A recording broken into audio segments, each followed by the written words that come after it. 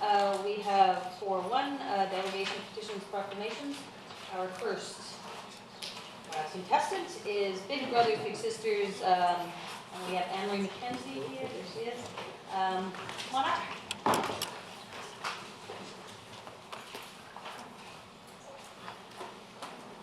Hi, so this is my first day back at work after 6 weeks holiday, so just jumping right in.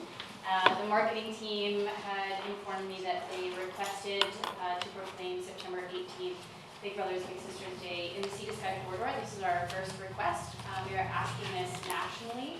Our agency, under the umbrella of Big Brothers of Greater Vancouver, have also asked the Lower Mainland. Lots of communities have already accepted this.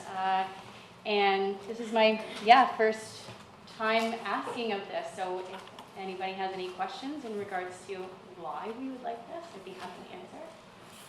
I don't think there's any question about how valuable this program is for our community. I myself was big for a number of years. I know Councillor Kennedy is involved. Great program. And unless there are any actual questions, Henry, I will move that we proclaim September Big Brothers Big Sisters Month and September 18th Big Brothers Big Sisters Day in the District of Squamish. We can't make proclamations for IC Sky. Yeah, that's fine for Squamish. Seconded by Councillor Chappelle. Any comments or questions for him? No, it's a fabulous program. I'm really happy to have been part of it. I think everybody should. Yes. Wonderful. I'll call the question. All those in favor? Opposed, if any? Motion carries. Thanks so much. Beautiful. Thank you very much. Next up, we have World Mental Health Day, and there's a recommendation that we proclaim October 10th as World Mental Health Day, and light up purple be assigned to staff as it was last year. I'll move that. Is there a seconder? Second by Councillor Pryor. All those in favor? Opposed? Motion carries. Next up, we have a delegation from BC Timberframe. We have Sean Mooney.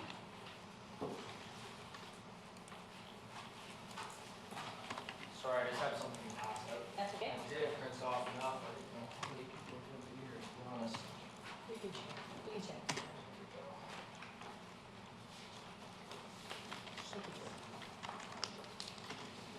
Thank you.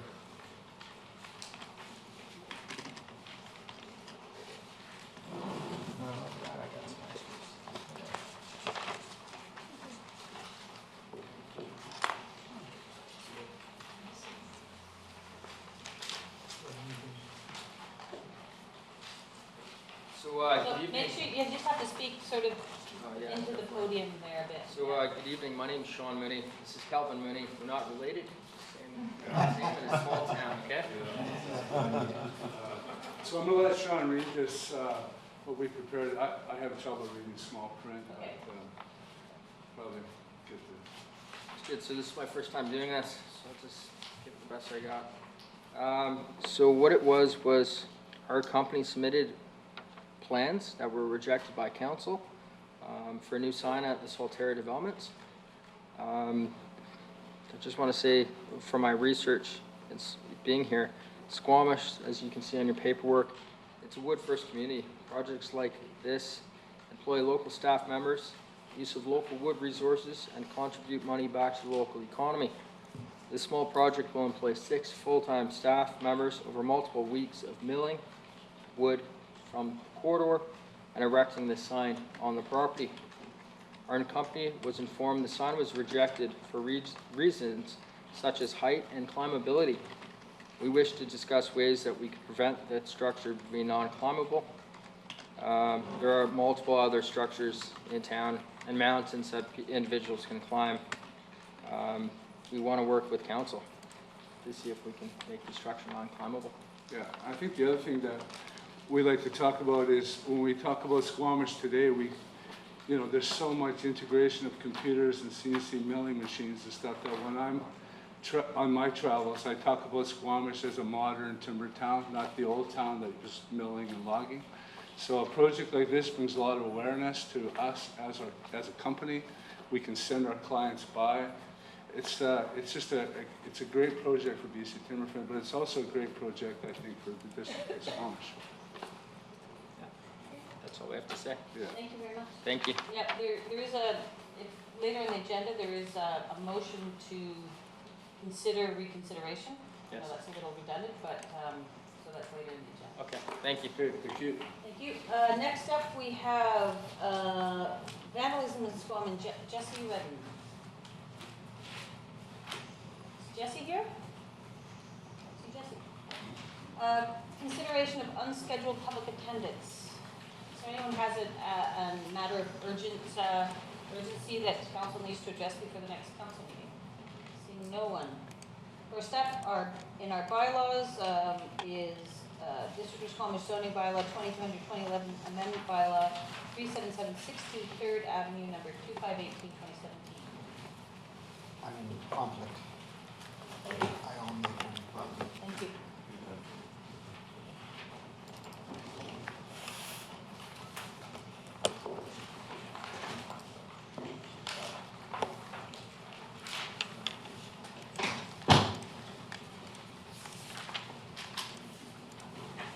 All right, good evening, Mayor and Council. My name is Carrie Hamilton, planner here at the District of Squamish, presenting to you today a rezoning amendment bylaw 2518, 2017 for property located at 37762 3rd Avenue. The property is within development permit area downtown south, currently zoned light industrial I-1. It is currently occupied by one single family resident. Directly to the south is a commercial light industrial building, while the parcel to the north is a mini storage facility. To the west, across 3rd Avenue, is a vacant lot zoned general industrial I-3. The rezoning for this property was first brought to council on November 15, 2016, to rezone to C10 to accommodate 11 townhouses with commercial flex space at grade. The rezoning received first and second reading, but was defeated at third reading on December 6, 2016. A primary concern was that the townhouse use proposed was not in keeping with the existing character and vision for the downtown south community. In February 2017, staff began to review a new rezoning application for this property. The rezoning application proposed artisan space, industrial bays in keeping with the recommendation of the draft downtown neighborhood plan. Given the public comments received at the first rezoning, and as C10 does not allow for light industrial uses, staff underwent the process to develop a new MUD 2 zone that was both relevant for this property, but also relevant to the existing creative and eclectic character of the other properties within downtown south that may choose or consider rezoning. This I-1 site is proposed to be rezoned to a new MUD 2 zone to permit a mixed-use development incorporating 17 residential apartment uses, here in yellow, and 455 meters squared of artisan space in blue. The space offers ground floor ceiling heights exceeding 5 meters for a mix of mezzanine and light industrial bays to accommodate both artisan and light industrial uses. 20% of the residential gross floor area will be dedicated rental as per the MUD 2 residential density bonus. Should the rezoning be successful and the project proceed, the form and character of the proposed development will be subject to Development Permit Area 3, downtown south, and will be reviewed by the advisory design panel and by council at a future date. The preliminary design shows vehicle access to the site will be from the laneway, while an on-street loading bay space will be provided along 3rd Avenue as per the MUD 2 loading bay regulations. The preliminary designs include all required 17 residential parking stalls and 1 additional visitor parking. 4 industrial surface parking stalls are also provided, while the other required 3 stalls will be cash in lieu as per the District of Squamish zoning bylaw. No parking variances are proposed for this project at this time. Should the rezoning be successful and the project proceed, the final parking amounts and site plan layout will be reviewed again as part of the development permit review, both at the advisory design panel and by council at a future date. So the developer is offering to provide a community amenity contribution in line with the CAC interim policy target amounts. The proposed development would generate an amount of $69,030 based on 11,505 square feet of residential space. The allocation includes 75% to affordable housing, 20% to general amenities, and 5% to child care facilities. No requests for a public information meeting were made. However, the applicant voluntarily hosted a public information meeting on February 6, 2017 to present their preliminary design. The presentation included design charrette posters, which included building character, community uses, and public realm concepts, streetscape concepts.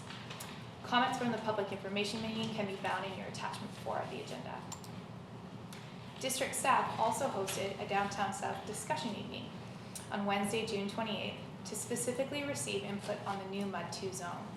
Invitations went out to all owners and tenants in Downtown South and also through all district social media and newsletter channels, as well as the Downtown Business Improvement Association. About 50 members of the community attended to provide input, which involved discussion around permitted uses, zone density, density bonus, and open space. The discussion also included regulation around parking, loading bays, and setbacks.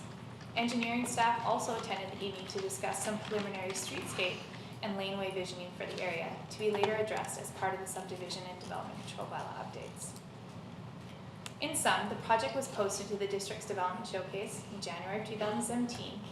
One comment was received prior to the report being published and should be attached to your council report package this evening. Public notification procedures will be undertaken should council confirm the public hearing. So as this rezoning includes a new zone in attachment 1, you can find a detailed table comparing the Mud 2 zone to the existing C10 zone, as well as the proposed development. For the sake of this evening's presentation, I would like to briefly highlight some of the differences between the C10 and the Mud 2 zone as it relates to the public comments and as it relates to the draft downtown neighborhood plan. So permitted uses, in general, the community wanted to see less regulation of uses, with the exception of some limitations on retail, primary, and heavy industrial uses. Therefore, Mud 2 offers close to 40 different uses. Lot size, the community expressed interest in keeping the creative and eclectic smaller scale lots and character of Downtown South. Therefore, Mud 2 proposes a maximum lot coverage instead of a minimum to deter consolidation of lots. Density regulation was also designed to support funky small-scale development by decreasing the original height and lot coverage of C10, and by providing density bonuses instead to support varying heights for affordability and public plaza amenities. Residential and employment GFA ratios are also regulated similar to the recently approved Mud 1 zone in order to preserve employment opportunity, the original industrial character of Downtown South, and in keeping with the draft downtown neighborhood plan. Also in keeping with creating dense and viable small lots, the general comments received by the community were to reduce usable open space minimums and instead incentivize rooftop patios, pedestrian plazas, mid-block crossings, and a focus on enhancing existing public areas in the community. Given Mud 2 supports a light industrial uses, regulation on odor, lighting, and noise are also included in the Mud 2 to reduce the potential negative impact between mixing both industrial and residential uses in one neighborhood. To incentivize light industrial and artisan uses, and given light industrial uses typically have smaller parking requirements, Mud 2 separates both commercial and industrial parking requirements so that industrial uses are not held to a higher commercial parking standard. The community has expressed that existing loading bay regulation has posed challenges to small lots and displaces potential pedestrian or employment space with more pavement. Therefore, Mud 2 proposes loading bay sharing between different uses and an option for dedicated on-street loading bays. Alright, so this rezoning is in line with the following priority areas of public engagement, community, and economy.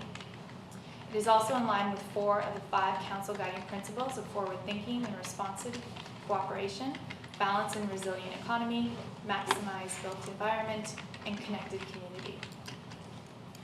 In attachment 1, you can also find a detailed table listing how the proposed development is aligned with 14 official community plan policies and 7 2014 draft downtown neighborhood plan policies.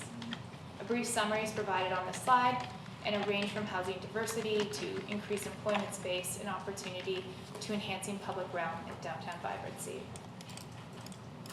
Staff recommendations are that council approve the following resolution to give first and second reading to amendment bylaw 2518, 2017, and to schedule a public hearing date for October 3rd, 2017. I welcome any questions. Councilor Kent? Just one quick note here, in that the package that was provided to council and possibly online has 2 errors in the address of the location. It's extrapolated at 37726 in 2 spots in 2 sets of paragraphs. We just make sure for the public hearing notice that we have that. Definitely. Any questions for staff with regard to, yeah? Should we get the 55, it went from 75 to 55% covered lot space? I'm just wondering how that number works. How that number came to be. Through you, Mayor, the community expressed interest in varying density, not through floor area ratio, but actually varying density through height and through lot coverage. It was made, the community also expressed that having courtyards above a parkade, which the parkade takes about the whole lot, is not viable for 3-story development or not viable for smaller scale lots.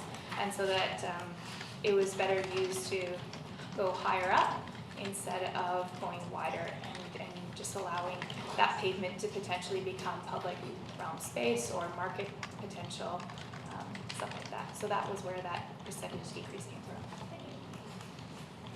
Councilor Reyes? Thank you. On page 23 of the report is the 3-column table aligning C10, MUD 2, and the proposal. And I may never get used to the term MUD 2, I'm sorry. I love it. But going down the MUD column, light industrial, I'm just wondering if it's a typo or what the exclusion is, but it talks about excludes medical, recreational, commercial, or commercial marijuana production facilities and motorized marine-oriented light industrial. Somewhere else I saw marina light industrial, and I'm not sure what the motorized means. Is it possible to explain that exception? Definitely, through you, Mayor. The use of marine-oriented industrial is an allowable use, but we specified that the motorized component would not be included. And that's to address that we aren't also providing automotive motorized vehicles as a use, and so the intention is to reduce the amount of noise in the area or potential for noise that comes with motorized watercrafts. So you could build the boat, but you can't do the motors there, is that? The intention will more so be working on kayaks or paddle boards or some other kind of watercraft and not something that has a motor attached to it. So, something like outboard motor repair, for example, would not be permitted. Through you, Mayor, yes. Thank you. Any other questions for Councilor Strong?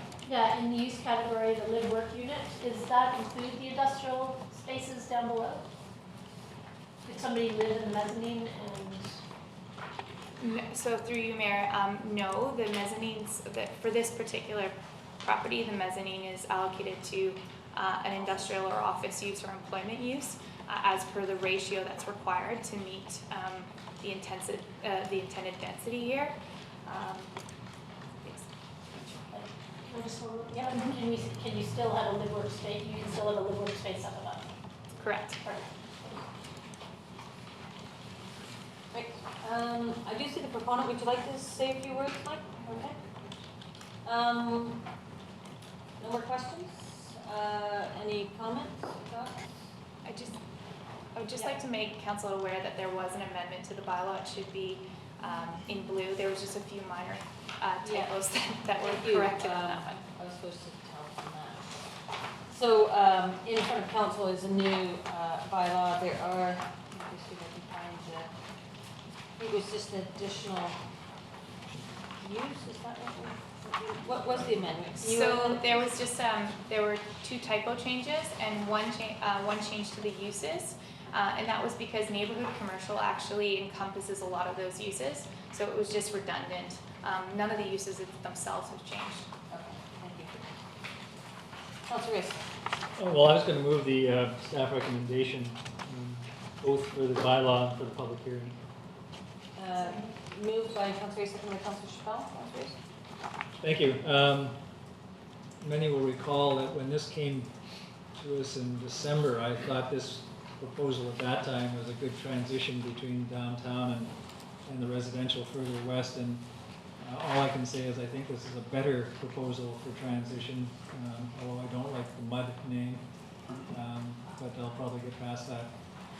So I am happy to, this is first and second reading, this is not approval, but I think this is certainly worthwhile for proceeding through the process. Anyone else?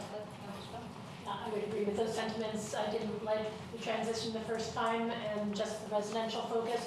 I really like the mixed use density here. I like the non-restrictive zoning, and I think this is going to be a much better and more useful project for people looking for that live work space and to have a more creative industrial type use in those bottom spaces with loading bays and height. Just a reminder to council, this is first and second reading, so the public hearing. Yeah, I'm in favor. I think the proponents actually done quite a nice job with this and has actually listened to the concerns of both council and the neighbors in that. Yeah, I'll just echo that. I think really responsive to the neighborhood. I look forward to hearing comments in public hearing and happy to support first and second reading. Call the question. All those in favor? Opposed, if any? Motion carries. Can someone get Councilor Pryor, maybe here?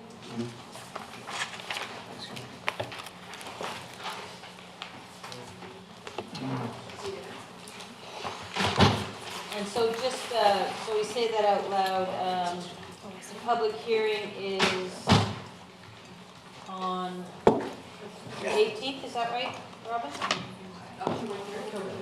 October 3rd, I mean? October 3rd, 6 p.m. in chambers. In council chambers. In council chambers. Next up, first three readings, Squamish revitalization tax exemption bylaw. Mrs. Lundy. Oh, thank you.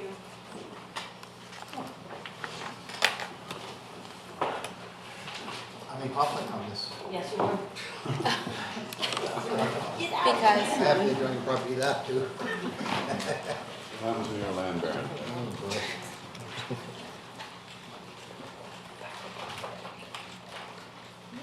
Thank you, Mayor Heisman.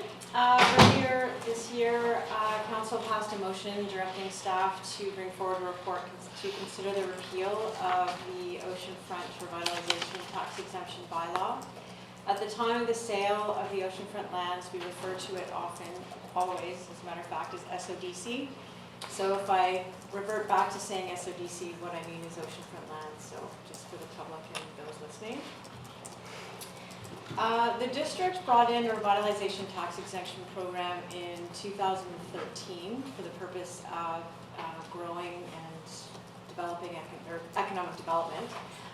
It was based in the downtown as well as the business park, and the purpose was essentially tax exemption for any upgrades that are for commercial and industrial, and then including downtown as well. It was revitalization projects. So we did have one exemption as an example. There was a facade that was built on a downtown building that already existed, and then we have two others in the business park for brand new commercial buildings. In 2016, August 2016, those bylaws lapsed, and council at the time chose not to renew those bylaws.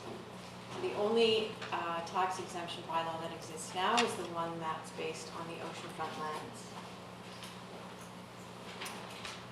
So the purpose of, or how the tax exemption program works, just as a reminder, it's at the building permit stage. So the tax exemption bylaw exists, and then an applicant or developer, once they go for building permit on a commercial or industrial building or an improvement project, can apply for a tax exemption. And it's the non-market increase, so it's not the entire site, so not the current property taxes, but any improvements on the land. The revitalization lasts for 5 years, and as I mentioned, council did not renew the bylaw. The ones that are already in place will continue for their 5-year term, despite the bylaw not being renewed. When the oceanfront lands were up for sale and the district was negotiating with the proponent, there was an MOU with the organization now called Newport Beach Developments, and as part of the negotiation or revitalization tax exemption bylaw, was negotiated as a condition of the purchase and sale agreement. So it's very similar to the other bylaws. The exemption, or the difference is that the tax exemption will last for 10 years once the agreement is in place versus 5. And then the other difference is that all exemptions end December 2026. So if an agreement is struck in 2024, the tax exemption is not for 10 years, it's for 2.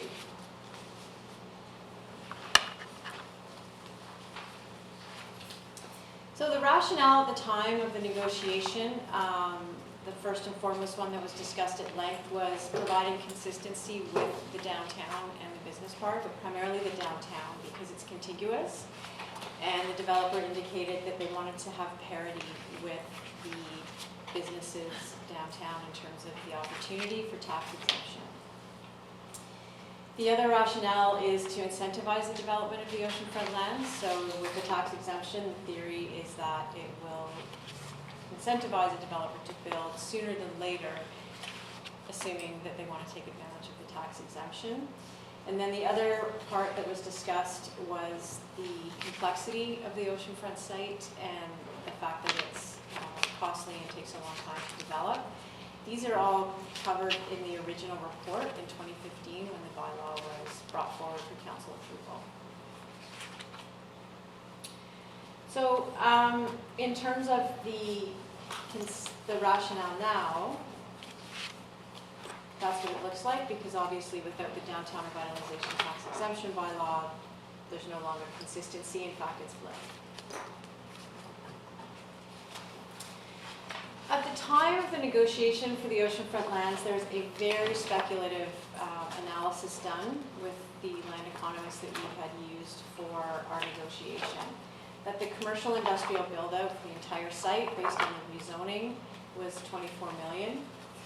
And then based on the timing of that build out and the tax exemption, the foregone tax revenue approximated $700,000. And then because we have yet to receive a building permit for the oceanfront lands and the bylaw expires in 2025, starting today, if that same build out was achieved over the next 8 years, the foregone tax revenue comes down to 500, and in subsequent years it continues to reduce until such time as the buildings start. Now, the caveat here is that this is very speculative and very estimated, but the purpose is to demonstrate that as time passes, the foregone tax revenue decreases because we haven't yet had a building permit. There are some risks to repealing this bylaw. We received a letter, which is part of our on the agenda package. The developer is not in support of repealing the bylaw. It indicates that in fact it's bad faith. So there is possibility that the district could be subject to legal challenge. We don't know what the outcome of that would be, obviously, but it's a risk that needs to be stated. So with that, the background and the risks presented, staff recommends defeating the resolution, which is to give first 3 readings to the repeal bylaw.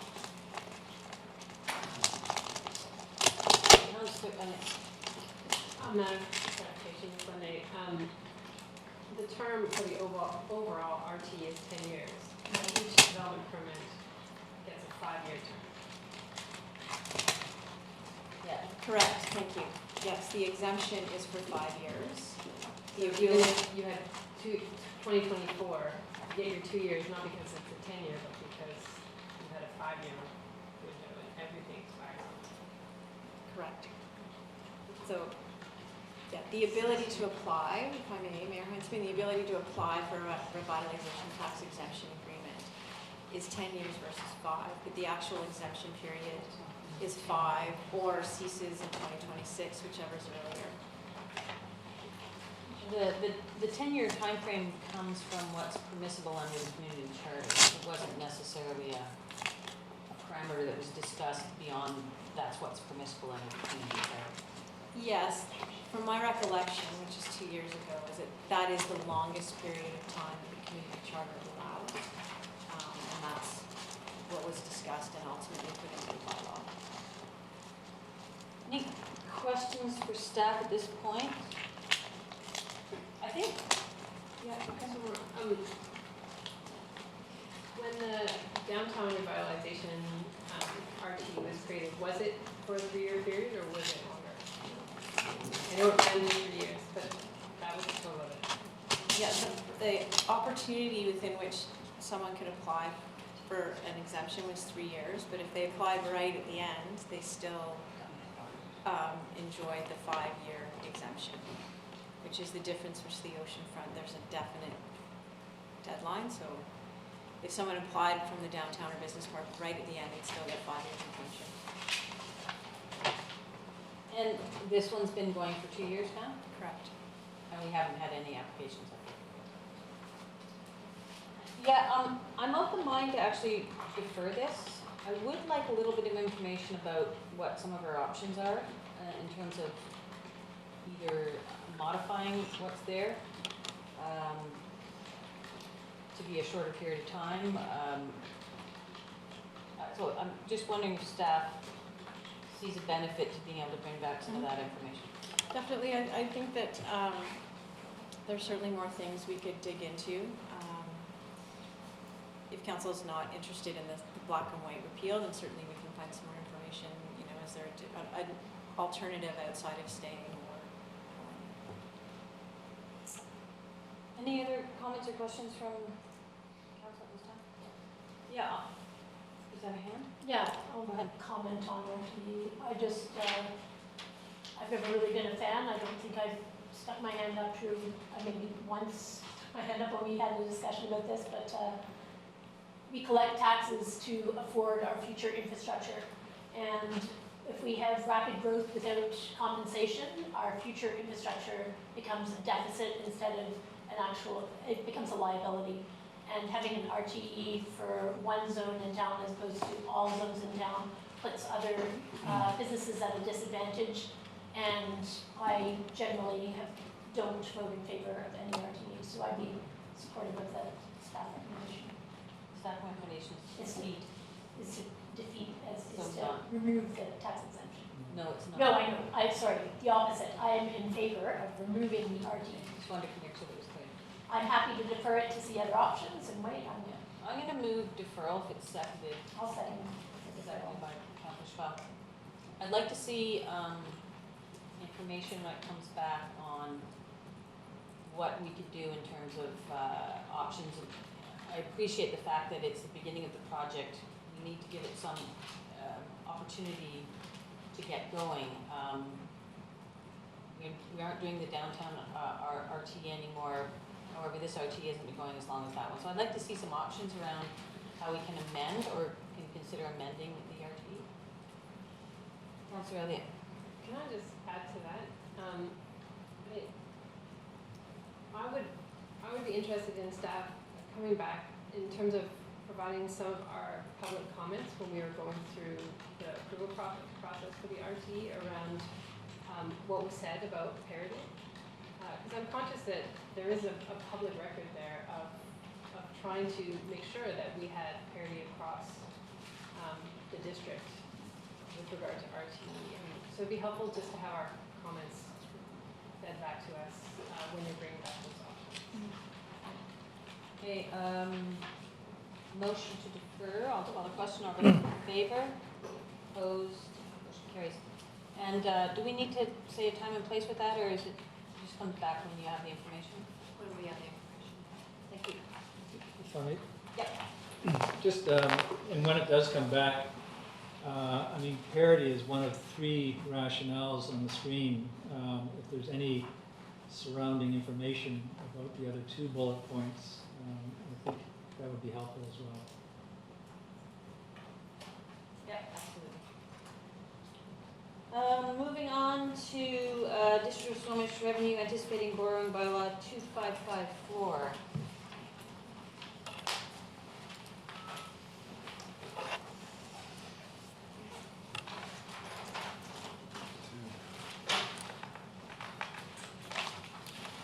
Good evening.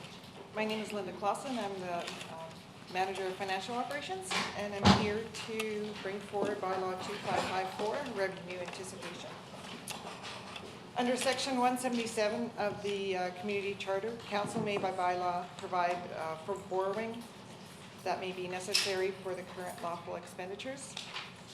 Our bank has requested that we update our revenue anticipation bylaw. This bylaw is required to ensure we meet our line of credit requirements. Our line of credit needs to be maintained. We typically use our line of credit only for emergencies, and I don't have any history with that line of credit at this point. It is also considered sound fiscal responsibility to maintain your line of credit. There's two ways of calculating the line of credit. We're using the method that is after the property tax bylaw has been adopted, which uses the current outstanding property taxes. So our current outstanding property taxes at the time of this report was $2.3 million, and we're asking for a line of credit limit of $2 million. All revenue that's collected from unpaid taxes at this point, if we were to go into line of credit, will be put against that line of credit. And so we're asking for the first three readings. Any questions for staff? Sounds like financial management. Moved by Councillor Elliott, seconded by Councillor Kent. All those in favor? Opposed to pending, motion carries. Thank you. Item C1, adoption, District of Squamish official community plan bylaw 2000-2009, amendment bylaw, waterfront landing, survey plan number 2483, 2016. And there's a motion to adopt and to execute land development agreement as attached. Thank you, Mayor. My name is Jonas Wilnicius. I'm the Director of Community Planning, and with me today is Susan Stratus, who's a contract planner for the district working on this application, who will make the presentation of the bylaw and the land development agreement. Good evening, Mayor and Council. I'll just get over my usual technical glitch here. There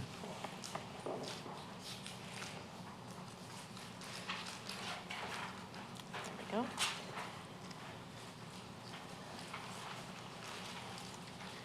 Our purpose tonight is to confirm that the conditions prior to bylaw adoption have now been met since the public hearing, and to provide an overview of the land development agreement. Just very quickly to recap, the application for the OCP and zoning amendment came in August of last year, a little bit over a year ago. Through October to April, there was a technical review, agency referrals, and a number of council and committee meetings and reviews. The formal bylaw process began in May with first reading, May 2nd, second reading on June 6th as amended, and quite a few amendments took place at second reading. The first public hearing was held in June 27th, followed by a second public hearing on July 11th, and council gave third reading to the bylaw on the same night. We finally received the signed version of the zoning bylaw from the Ministry of Transportation and Infrastructure on August 29th, so the zoning bylaw has been signed. So the council resolutions at third reading, there were 5 items that needed to be done before the bylaw could be considered for adoption, or both bylaws, pardon me, this refers to both the zoning and the OCP amendment. The first is execution and registration of a land development agreement to secure the applicant's proposed community amenity contributions. That has now been done. It's been drafted by the district's lawyer, reviewed by the applicants, and signed by the applicants. So that one has been completed. Registration of a Section 219 flood covenant to the typical district standards to establish the flood construction level, mitigation measures, and indemnification. That covenant has also been signed by the applicants. Registration of a Section 219 environmental covenant has not been done as a separate covenant. The lawyer drafted a separate section within the land development agreement, so that has been done, but done as a combined with item number 1.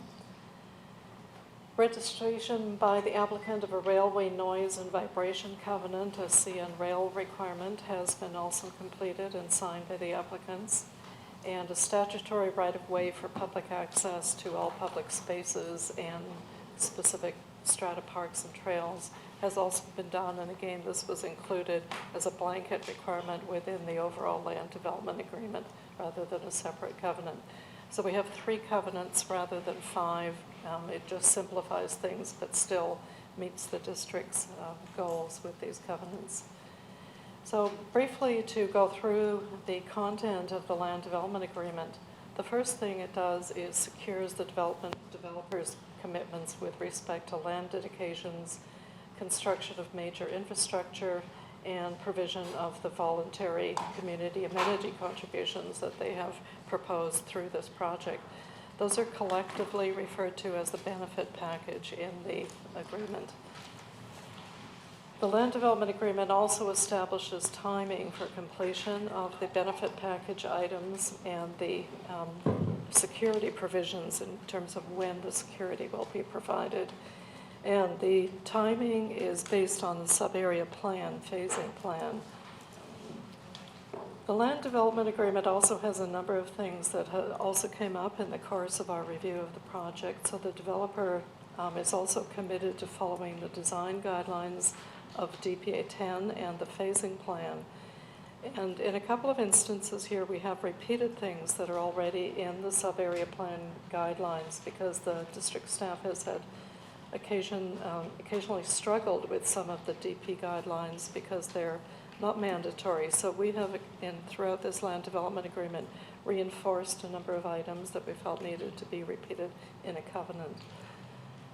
The developer is also committed to meeting all other agency requirements, which it can be considerable along the shoreline, to providing a statutory right-of-way, including public access to sidewalks, bike paths, parks, trails, and boardwalk, to provide a minimum area for parks and trails, and those are listed in the land development agreement, and those really reflect the land use plan that you've seen throughout this process, but we've put numbers to the amount of hectares of park and kilometers of trail.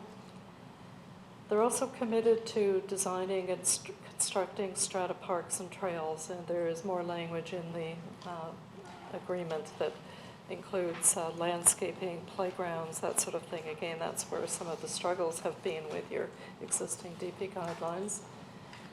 Design and construct the public waterfront parks, including a public consultation process. Committing to restoring the Mancun Blind Channel shoreline as per the DPA 10 guidelines and implement green shores to the greatest extent possible. And to provide alternative forms of housing to the side-by-side townhouses and apartments. This came up late in the process, and the applicants have committed to doing alternatives. And one of the other items that came up was whether assisted living, which is permitted in the zoning.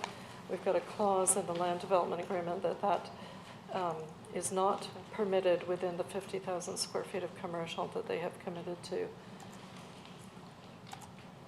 So just to refresh you, the phasing plan, I know you've seen this before, that is in the sub-area plan, forms the basis of these commitments, and it is also included as a schedule to the land development agreement. Similarly, the Parks and Trails plan forms the basis of the commitments that have been made, and it has been included as a schedule to the land development agreement. So just moving on to the items, I'm just going to refer to these in the second column. They're numbered on this page 1 to 6, and I'll just refer to them. Land dedications, there are 2, the north and south waterfront parks, where the land will be dedicated to the district. The first one, the North Park, will come with registration of the first plan of subdivision, which is expected soon after adoption of the bylaws. The South Waterfront Park will come later with phase 4 of development because that section of the site is not being developed till later. There are a number of big infrastructure items. Number 3 is the CN rail overpass, Laurelwood Road, water, sanitary, and storm drainage systems have to be developed for the site. And public roads A and B that run through the site need to be dedicated and constructed. So those are the main servicing items. Each will be attached to a servicing agreement. The first three, the big items for the overpass on Laurelwood Road and the utilities, have to be completed prior to occupancy of Unit 1 for the land. So before anything is occupied, all of that work has to be finished. The public roads will be developed more incrementally with each phase of development. Oh.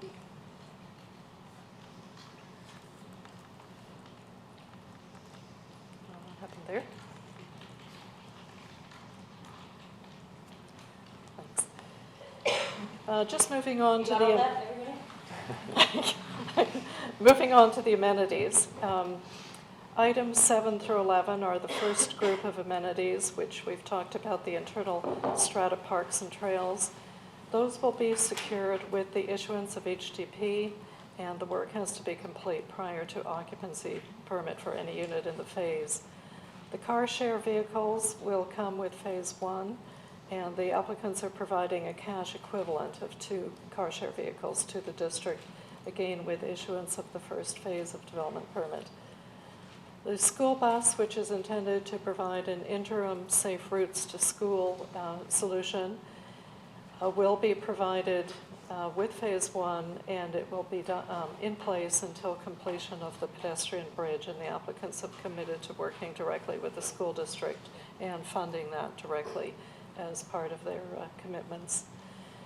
The Waterfront Park North is going to include a design and public information process, and then the applicants are required to, they're going to design the entire North Waterfront Park, which is quite lengthy, and then they will be required to construct the portion of the park that's adjacent to Phase 2A. So they don't have to build the entire thing, but they do have to design it as a unit.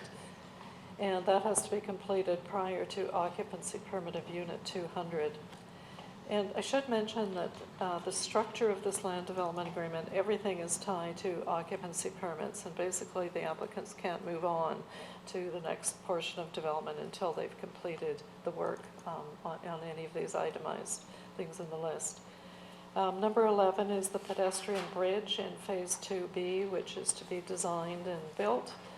And that will be, the security will come for that with issuance of the Phase 2A development permit, and it has to be completed prior to the final occupancy permit in Phase 2. Moving on to Phase 3, there's another group of commitments here, completing the portion of the waterfront park adjacent to Phase 3A, the 55 units of affordable non-market housing come in Phase 3B. That is funded directly by the developer, so no security is being required there. The commercial space, the first 1,200 square meters of ground floor retail and second-story office come in Phase 3B. The daycare space, which is being permanently secured, there's again more language in the covenant than I'm showing here, permanently secured for daycare use only within the Phase 3B commercial building. So all of those items 13 to 15 need to be done by occupancy permit of Unit 300. Phase 3C, the rental housing, which is the market rental, 50 units, and again another 1,200 square meters of commercial space, ground and second story, tied to occupancy permit of Unit 350. Phase 4, which is the waterfront commercial village area, there is more commercial space there. Item 19, public uses. That's fairly lengthy language there, but item 19 is a building where the applicants propose to build amenity uses for the residents, and we want to ensure that a fair bit of this building is also publicly accessible for commercial use and public uses, so we've added more language there to make sure that happens. And there are additional amenities, the waterfront walkway, boardwalk, courtyard in the commercial context there. So all of that has to be done before occupancy permits for the Phase 4A building. 4B is very similar, additional commercial space, waterfront walkway and courtyard, and additional commercial space in 4C, and amenities in number 24 there. 4D is the marine uses, where the applicants are proposing to construct a minimum 30-berth public marina south of the pedestrian bridge and to construct publicly accessible boat storage facilities north of the pedestrian bridge. And that comes with the first occupancy permit of the Phase 4C building. And moving on to the end, the south part of the site, there is additional commercial use, ground floor commercial in the live-work townhouse units that are shown on the land use plan. The waterfront park has to be completed, the waterfront park south, as part of Phase 5B, and additional commercial space, which is a smaller amount here. We're not sure what that's going to look like, but it is large enough to have a waterfront restaurant there. So all of the amenities proposed will be complete by the end of Phase 5B, and there are no additional amenities required for the additional phases. So this is the table that has been in front of council as we've gone through the readings and public hearing. There's just a bit more detail here about the security. And that's the end of my presentation. And just to note that because the bylaws have been given, the public hearing has closed on this project. Just put that out there. Thank you very much. I'll look to questions from council if they have any. Council Carr? Thank you.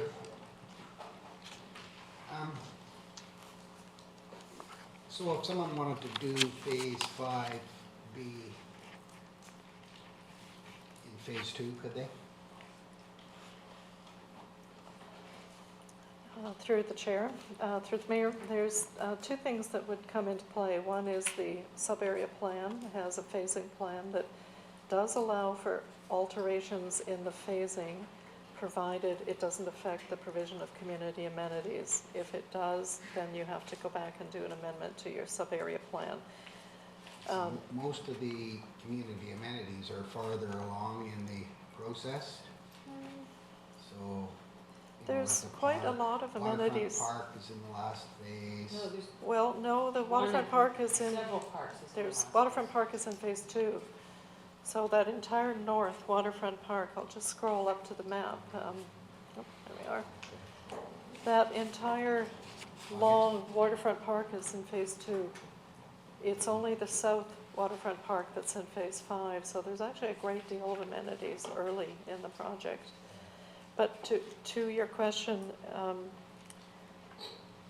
if the developer proposed to do things differently, they would have to come back to council and amend the land development agreement. You know, long story short, I guess they're, you know, it's an agreement between council, between the district and the developer. So if they want to change things, they would need to come back.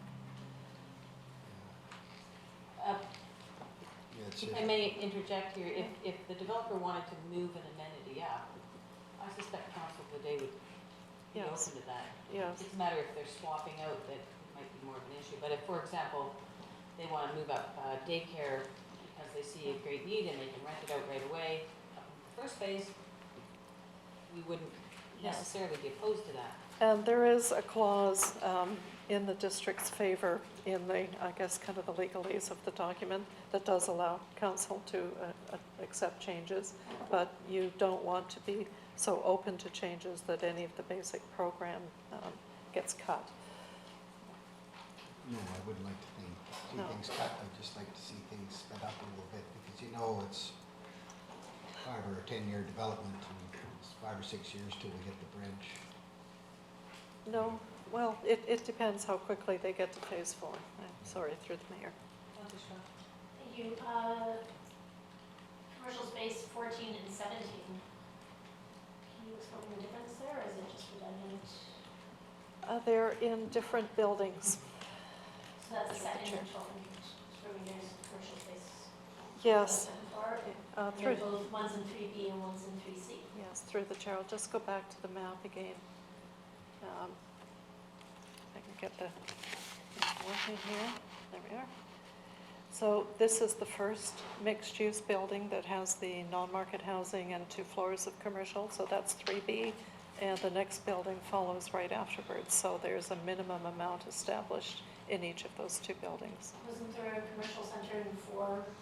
Yes, oh yeah, there still is. It's just that this, after That's the second first reading, study, that yeah. came forward at second reading, this additional market rental and additional commercial space. So yes, there is still, And there's still a comprehensive building, first and second.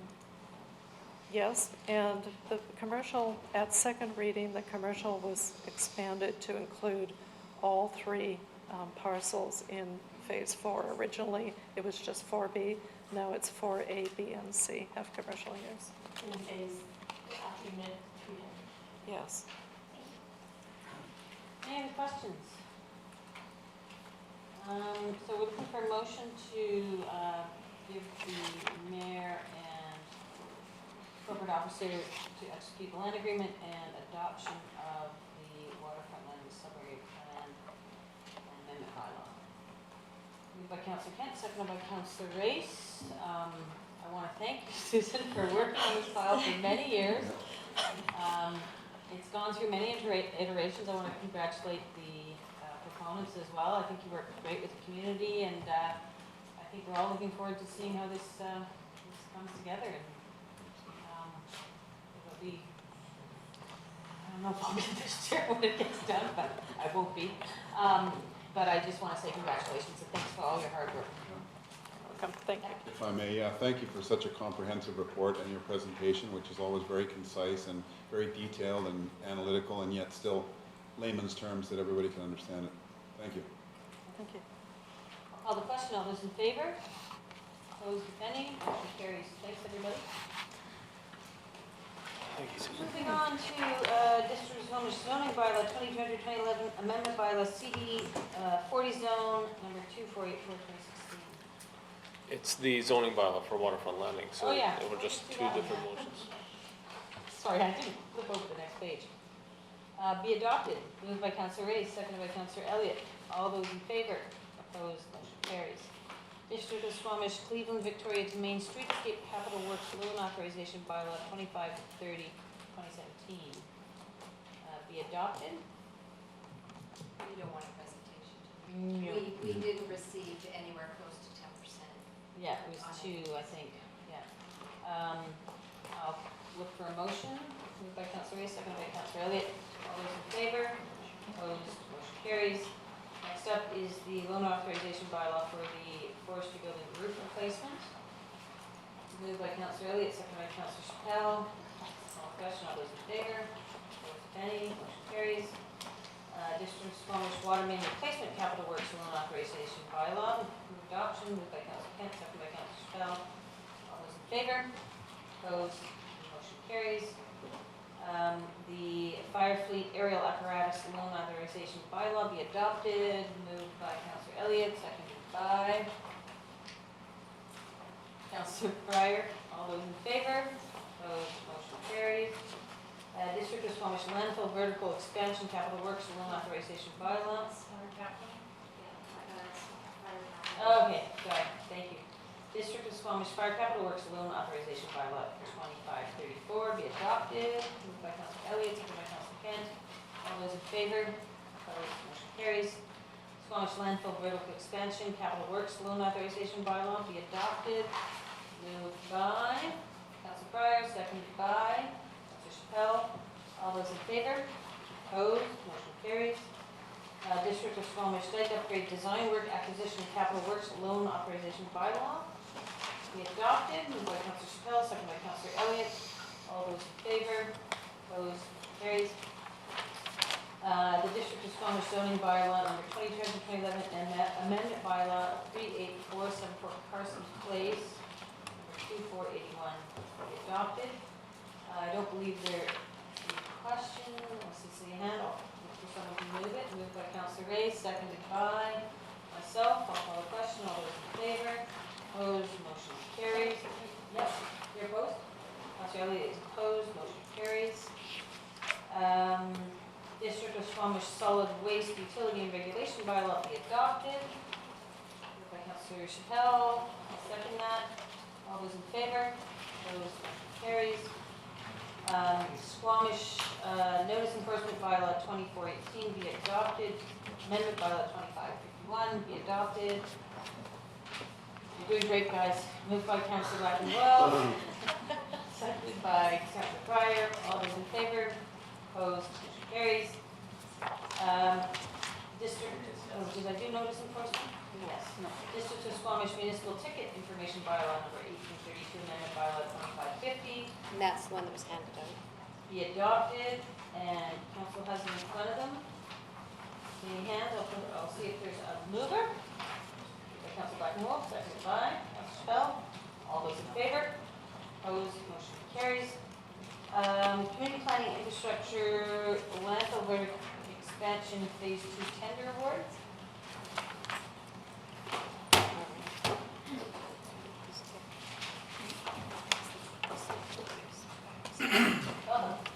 Thank you, Mayor and Council. My name is Matt Simmons. I'm the district's capital projects manager. Tonight, the report's before you for the award of phase 2 of the vertical expansion of the landfill. Quick background on this, our 2017-2018 capital budget includes over $4.5 million for the vertical expansion of the landfill. This project's largely being generated due to our limited capacity up there, and we've broken that project into a number of phases, as previously been in council to talk about clearing and grubbing of the site prior to the nesting window, phase 1 construction activities, which are now complete, and phase 2. So for the phase 2 works, we issued the tender on June 26th. We had a mandatory site meeting on site with the project team. We had a total of 16 attendees from 12 different contracting firms. Upon the closing of July 21st, one compliant tender was submitted. The compliant tender came in at a magnitude higher than our available budget for phase 2 of this project. So our project team and the contractor sat down and reviewed line item by line item through the entire package of the tender and looked for opportunities to either decrease costs or revise design to support decreased costs for the project. We've put a couple of the highlights in the report. One of them was decreasing the fill volume by, in essence, adjusting the geometry of the wall.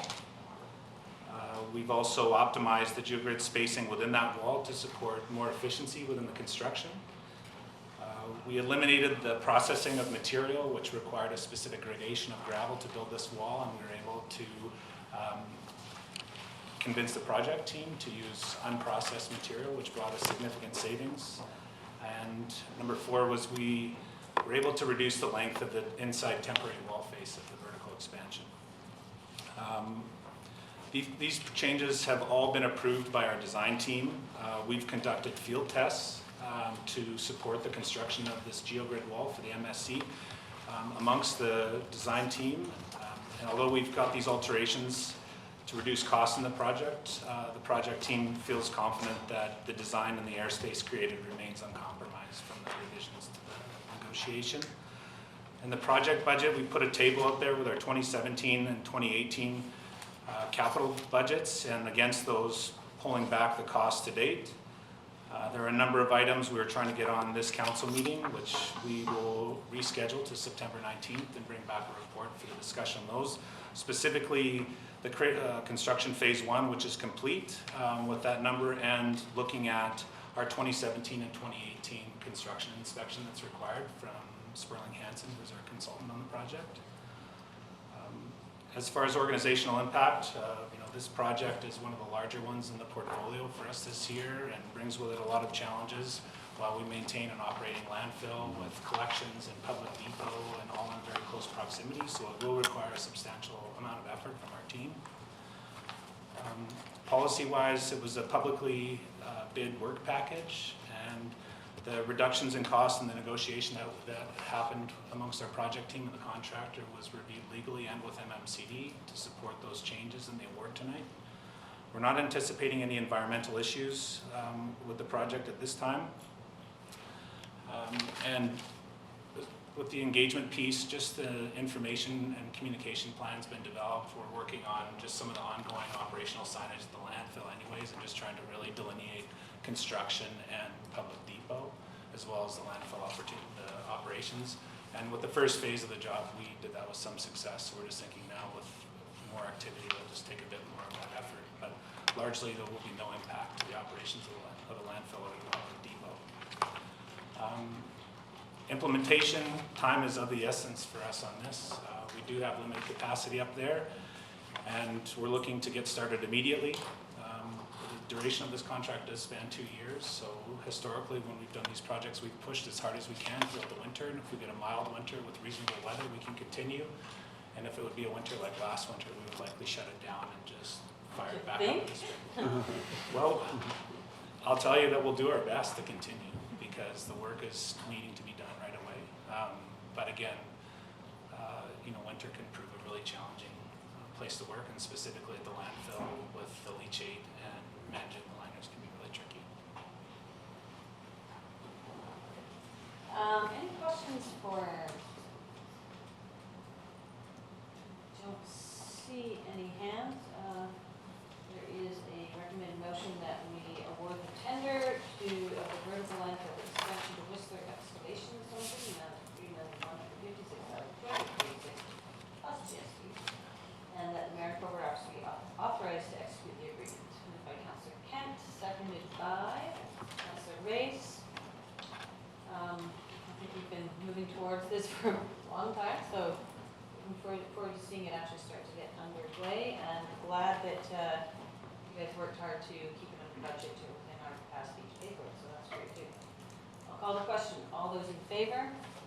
Opposed? Motion carries. Thank you. Trails machine that the district, you want to talk about this one?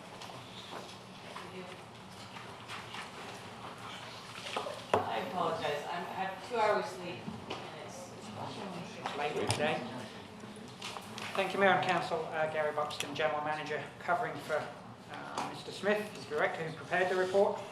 So tonight it's the award for the Trails machine, which is part of an integral part of our maintenance of our active transportation system that we are continuing to develop over time. So it's in the 2017 budget to a maximum of 210,000.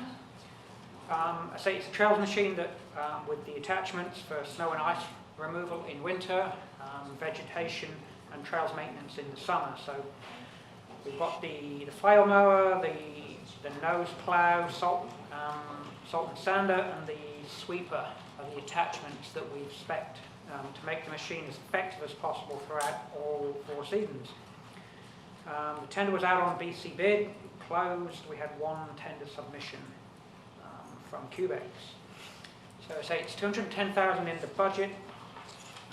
That includes the 4 optional attachments, but that came to a total of 231,000, leaving us a shortfall of 21,000 plus or minus.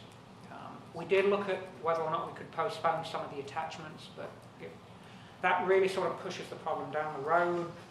There was 1 that we could defer, but that still left us with a $10,000 deficiency, so we're just dealing with a smaller problem.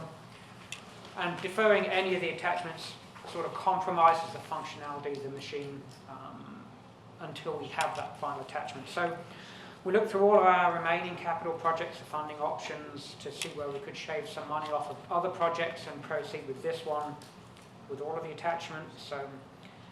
With the greenhouse at the wastewater treatment plant, we pushed that essentially, or some of that, into 2018 and used the funds in 2018 to do that with a slightly smaller budget. The roof replacement at the Brennan Park electrical shed is repurposed and defer the project into 2018.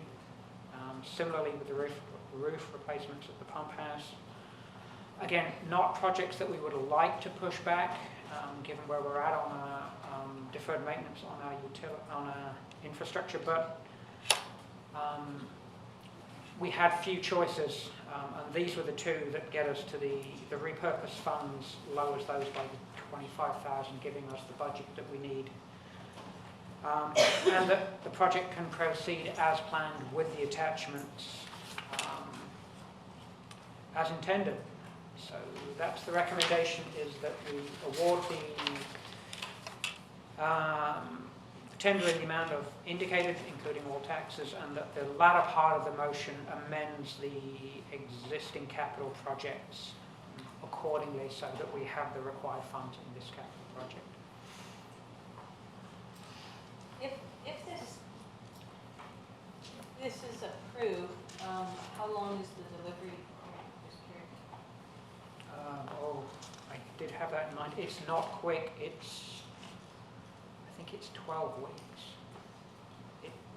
So getting this now would allow us at least part of the... December into January. Any questions for staff? Dr. Smith? If I remember correctly, we had asked for a little bit more in understanding how this, with, basically it's one machine, we didn't really we received one tender, we didn't really compare machines. GHG differences between machines and emissions, this is a diesel run machine. Also, because it's active transportation, I would have expected some federal funding or some provincial funding or some other funding to come, because this allows active transportation routes to maintain openness. I'm just wondering. We did look into that, and I'll bring this to you. Thank you, Mayor Huntsman. We contacted Federation of Canadian Municipalities, FCM, and the individual responsible for, I don't know the name of the actual program, but the funding is 80% of studies for capital projects that assist with climate adaptation, so reduction of GHGs, flooding, sea level rise, etc. What we learned is that the first step is a study that gives you your baseline, and then the second step is the impact of your project, whether it's retroactively or in advance. With where we were at with this machine is that we have to delay purchasing the machine until we spent a year measuring our current GHGs for that kind of trail maintenance, and then put a case together for FCM indicating how this trail machine could reduce those GHGs. None of that work had been done at this time, and in talking to this individual, it was a lot more involved than just applying because we had something that we believed was going to reduce GHGs. That said, we have tasked staff in the engineering department to look at other projects that we're doing that we could more readily apply for these funds, and perhaps even have a larger impact than a $200,000 project, recognizing that's still a lot of money. But it really just, at the stage that we're at, it didn't. Can I just add up on that with regard to UDCM tax, community works or gas tax money? Did staff look into whether any of that got applied to this? I believe we are applying that in the budget, the community works. Oh, it is part of? I believe that's how we funded it. The whole thing? I believe so. I can check. Do we for have you. any? Is this funded by? Community works fund, I believe, is what we have. Do we have any funded. more in that fund to be able to do the $20,000 extra? We would, but we would need to find another project to delay, or we'd have to do a full financial plan amendment if other projects are going to exceed the community works fund draw, right? We still have to provide source and use of funds for our financial plans. So it is funded, you mean? I'm just going to verify that, but I seem to recall it was 100% funded. I thought that was the conversation. Yeah. And can I just add that last thing? I think that the work that, the study work that was required for the FCM funds, I looked into that grant, and I think that is an excellent amount, work that should be done to prove out projects anyways. One of the requirements was comparing machines and saying why one machine is better than another for GHGs, which was not done for this project. So I think that we really do need to compare machines and have options, and not just have a machine and this is a machine. And prove out GHG plus how it benefits, like employing somebody versus hiring a machine that will expel GHGs. So that sort of work, when a report comes forward offering a machine versus employment, I want to see the benefits, the environmental benefits, because this is for active transportation. I think that would be very easily proven out. So we're talking about taking away from the roof replacements at the Brennan Park electrical shed and at the pump house. or delaying those. delaying into 2018 units. What is the condition of those 2 units? Offhand, I couldn't tell you. I'm just wondering how I mean, obviously you want to replace it as soon as possible before any leakage or whatever occurs, but I'm just wondering what condition that they're really in right at the moment, and how imminent that replacement was needed. In discussions with Mr. Smith, I don't think he would have recommended, these came from his recommendations, I don't think he would have made those recommendations if it was imminent or there was a health, safety or life safety issue with these. I mean, nice, but, well, not nice, but not absolutely essential at this point. We only got one bid on this. Was our tender too narrow to open up to other possible vehicles? There are various ways of, it may have been, I mean, there are various ways of doing it. If you don't specify with some clarity, then you can't really do a tender. You then have to go to an RFP because you may end up with apples and oranges, so I'm not sure of the particular details. I mean, there aren't a lot of providers that produce this equipment anyway, so I don't think we were looking at getting 26. No, but 2 or 3 would have been nice. Yeah. And I'm just wondering, what was the reasoning behind doing a tender versus an RFP? Clarity and lowest price. I have to mull that one out. Any more questions? Seeing none, is someone willing to make the recommendation moved by Councillor Chappell? To be clear, that we approve the award of the Trails Machine Tender to Quebec Limited in the amount of $231,762, including all the taxes. There you go. What a deal. Is there a second there? Second by Councillor Waste, and all the other stuff too. And that the scope and budget, the capital works budget for the greenhouse at the WWP, roof replacement at BP electrical shed, and the roof replacement at pump house be adjusted accordingly to provide the required funds. I'll call the question. All those in favor? Opposed? Carries. Thank you. Financial services write-off of uncollectible property taxes.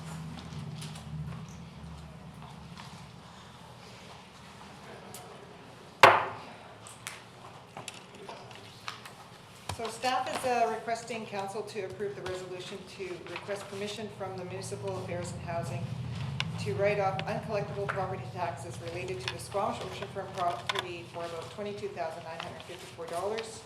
Under Section 781 of the Local Government Act, the ministry, we need to request the ministry permission to write off the property taxes. The property was owned by SODC and leased to a municipal occupier, which was subject to property taxes during that time. The leased property was given a specific roll number to that lease. The lease impacted tax roll years 2015 and forward. On February 3rd, 2016, the Squamish oceanfront lands were sold and subdivided, and BC Assessment provided new roll numbers. However, the old roll numbers remained on the roll and were assessed taxes for 2016 and 2017. BC Assessment is able to correct the oversight for 2017. However, for 2016, February 3rd to December 31st, we will need to request ministry approval. The oversight was brought to our attention during our review of delinquent taxes and municipal occupiers. Any questions with this? You want to do it? Moved by Councillor Wace, second by Councillor Kent. All those in favor? Opposed? Motion carries. Thank you. Corporate services update to FCM resolution. Ms. Arthur, are you gonna? First, very brief. Yep, sorry. Do you want me to just stay here? Yes, please. So we received an email during the council break that the resolution that was submitted to FCM related to greenhouse gas reductions in just province of British Columbia and municipalities was not broad enough for FCM. So they suggested some wording to be more inclusive and fall under the FCM policy realm for it to be included because they really like the initiative and they like the motion. So they had some suggested wording that's in her email.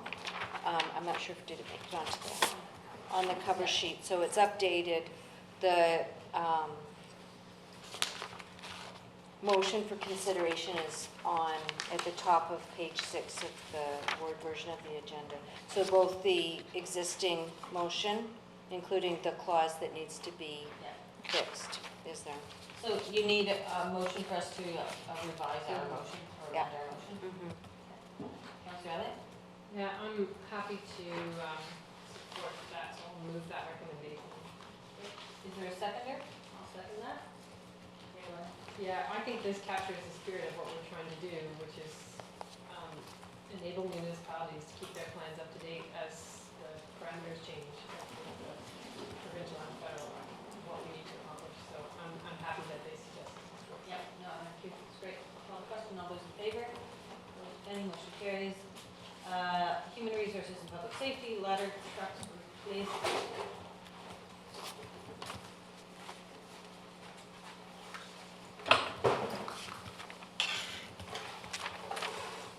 Good evening. Good evening, Mayor and Council. Bill Stoners, Squamish Fire Chief. Aaron Foote, Deputy Fire Chief. So tonight we have a recommendation that Council approve the following. That the District of Squamish accept the proposal from Associated Fire and Safety for the E1 Metro 100 ladder truck in the amount of $1,173,783 plus net tax, and that the District of Squamish accept Associated Fire Safety's offers to purchase the 1996 ladder truck for the sum of $56,700. So the objective to consider accepting the proposal from Associated Fire and Safety for the replacement of the district's 1996 ladder truck, which has reached the end of its useful service life. The background, the scheduled replacement provides the district with an opportunity to replace its current 75-foot ladder truck with a 100-foot ladder truck, which is better suited to address the incidents occurring in 6+ story buildings that are planned for expanding downtown core. The proposal was submitted to BC bid on June 1st and it closed on July 7th. We had 5 proposals from 3 separate suppliers, and Associated Fire and Safety provided the successful bid. It was, its proposal was the least expensive, and the apparatus was the most appealing to the apparatus committee. The committee was made up from career members, volunteer members, and its administrative staff, and also represented from the fleet maintenance. Just going through the qualifications for the RFP was 40% was for meeting the preferred specification. The price was at 30% of the rating. Warranties and production time 15%, and references was also 15%. So breaking down the proposals, Associated Fire proposal number 1 came in at $1,173,700. They offered a trade-in value for the existing ladder truck of $56,700. The grading for Associated Fire Safety's proposal was at 90%. Their second proposal came in at 55% due to it not meeting NFPA requirements. Safe Tech put in 2 bids. One of them at $1,221,900. They offered $25,000 for a trade-in of our current truck. It came in at 75% for grading. Safe Tech's second bid was $1,230,800. They offered $25,000 again for trade-in, and it came in at 65% for grading. And then Rocky Mountain Phoenix, their proposal price is $1,255,336, and they also offered $25,000. So their proposal grading came in at 75%. So Associated Fire Safety's proposal number 1, net trade-in and PST is the only proposal that came in just under budget. This proposal also presents the only single axle option. So the single axle apparatus allows current drivers to operate the apparatus without a driver's license class change, which relates to significant savings in training costs and time. Associated Fire Safety was the second quickest delivery time of 330 days. So Rocky Mountain Phoenix, which was the most expensive bid, had the quickest time, but it was obviously it was the most expensive proposal. The budget for the ladder truck was set at $1.2 million, funded from borrowing, equipment reserve, and taxation. The total bill for Associated Fire Safety proposal came in at $1,199,159.89. That's including trade-in and PST.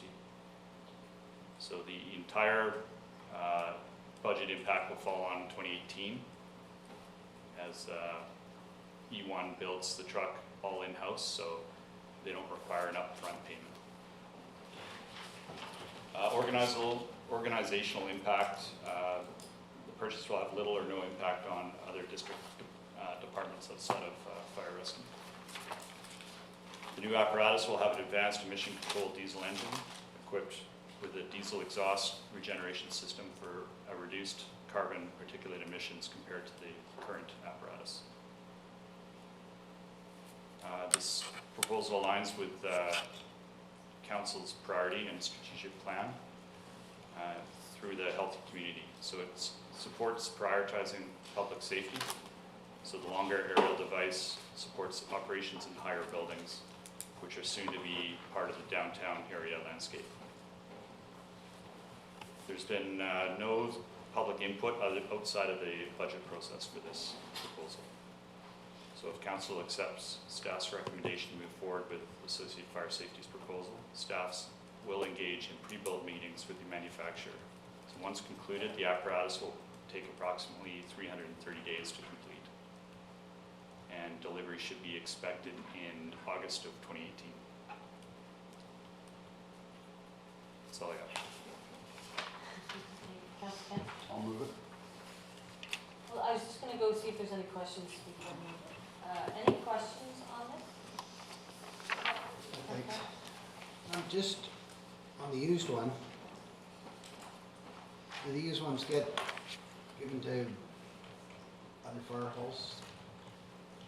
Used trucks, the used ladder truck? I mean, I know older fire trucks make it out into rural areas. Is that what happened to this one, you think? Mayor, through to Councillor Pryor. It'll get, basically Associated Fire Safety will purchase the truck off us and they will sell it through a wholesaler, most likely in the US. So other smaller towns Yeah, that's would conceivably purchase it. goes down to the states where their regulations are so strict. I have a question. You said that the ladder truck is 100 meters and it's more specifically designed for some of the larger buildings in downtown. Will this truck be at which fire hall will it be at? If for downtown, shouldn't it be up on the Delegation? It'll be a 100-footer, not 100 meters. So Sorry. yeah, That would be big. It most likely will be at the number 2 hall to start with, but depending on what the underwriter suggests, it may move around. So it could go down to the other hall if needed, but. Good point. Just to add to that, we did take into consideration that this apparatus can fit into either hall when we. Okay, good. Okay, Councillor Kent, you're moving that, seconded by Councillor Race. That seemed like not a lot of money for a fire, like, still good looking machine, and you could offer 57,000, Councillor Pryor, if you want a fire truck. Well, I was thinking we might be able to get rid of it for a tax credit that's more than $25,000, but who am I to question all that? It almost seems like the parts are worth more than That's right. 56,000, like, it seems a little ridiculous to me, but. The outside of the truck generally is nice and shiny, but it's the internal components that rust out and. No, I know. Yeah. Great. Okay, I'll call the question. All those in favor? Opposed, motion carries. Thank you very much. Thank you. Thank you. We have some correspondence for action. First up is, before I do that, it's not Jesse Redden, is it? Check. Well, use our delegation that didn't show up. Okay. We're good. First up is a letter from Louise Walker, Chamber of Commerce, regarding the Squamish Airport. And it's recommended motion that refer to staff to follow up with the chamber. I'll move that. Second by Councilor Wackenwolf. All those in favor? Opposed? Motion carries. And then there is correspondence from Mr. Greeley regarding speed control measures. There's also a recommendation that we refer to staff for consideration and response. Moved by Councilor Spell, second by Councilor Elliott. All those in favor? Yeah, go ahead. We had at one of our committee meetings discussed lowering the speed limits in residential neighborhoods. And I'm wondering if this can come back to one of our committee meetings. Yeah, why don't we, we'll for consideration response and we'll bring it back on a future public safety, blah, blah, blah. Yeah, I don't know which staff member will be dealing with it, but also maybe some of the different options in addition to speed bumps. I was thinking, you know, tapering of the road width at certain points. Yeah, anyway. Great, thank you. I'll call the question. All those in favor? Opposed, motion carries. We have a new we have a number of correspondence. Anything that anyone would like to call? I'd just say very quickly, congratulations to City of Sky Community Services for Centerpoint. I remember this was an issue that predates my term on council, which is going on infinity. And so really fantastic that they persevered and are up and running and are in the new location. Any other, yes, I'm sorry. I think this is the letter from Mayor Burnaby. It's to do with the integrated teams. What was that? I can't, it's not under recording, so. Is it N five, support resolution 2021? Andy Purba. That one, number 6. Oh, yeah, yes. Go Yep. ahead. And I'm just wondering if someone on staff or whether the mayor is able to participate in that. Ms. Monday, was Mr. Simmons gonna connect with that one? Yes, it went to him. I'll follow up with him.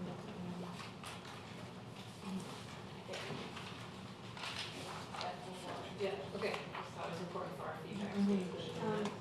If I may, Mayor Husband, do you want to be included or would you rather just have staff? We'll leave it open.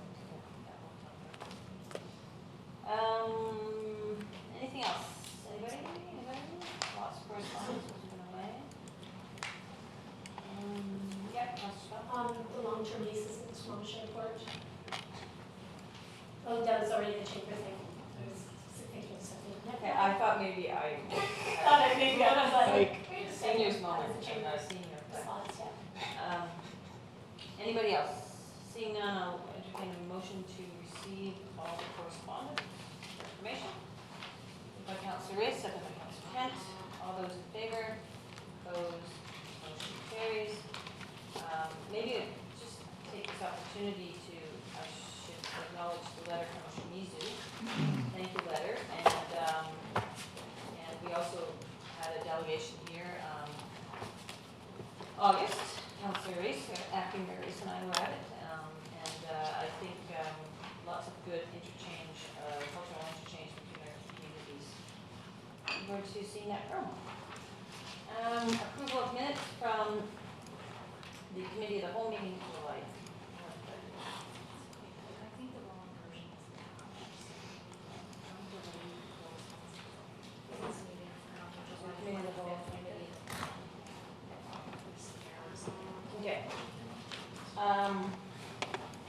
a motion to receive for information, committee of the whole, July 18th, special business meeting, July 18th, regular business meeting, sorry, approval, July 18th, committee of the whole, July 24th, special business meeting, July 24th, special business meeting, July 25th, special business meeting, public hearings, July 25th. I have a question. Yep. The minutes for maybe the whole month, July 24th, were amended. They were amended and handed out, to show that you didn't So we're going to move them, and I'm going to say, are there any errors or omissions? And we're going to go, yes. So moved by Councilor Blackenwell, second by Councilor Race. Are there any errors or omissions? Councilor Elliott.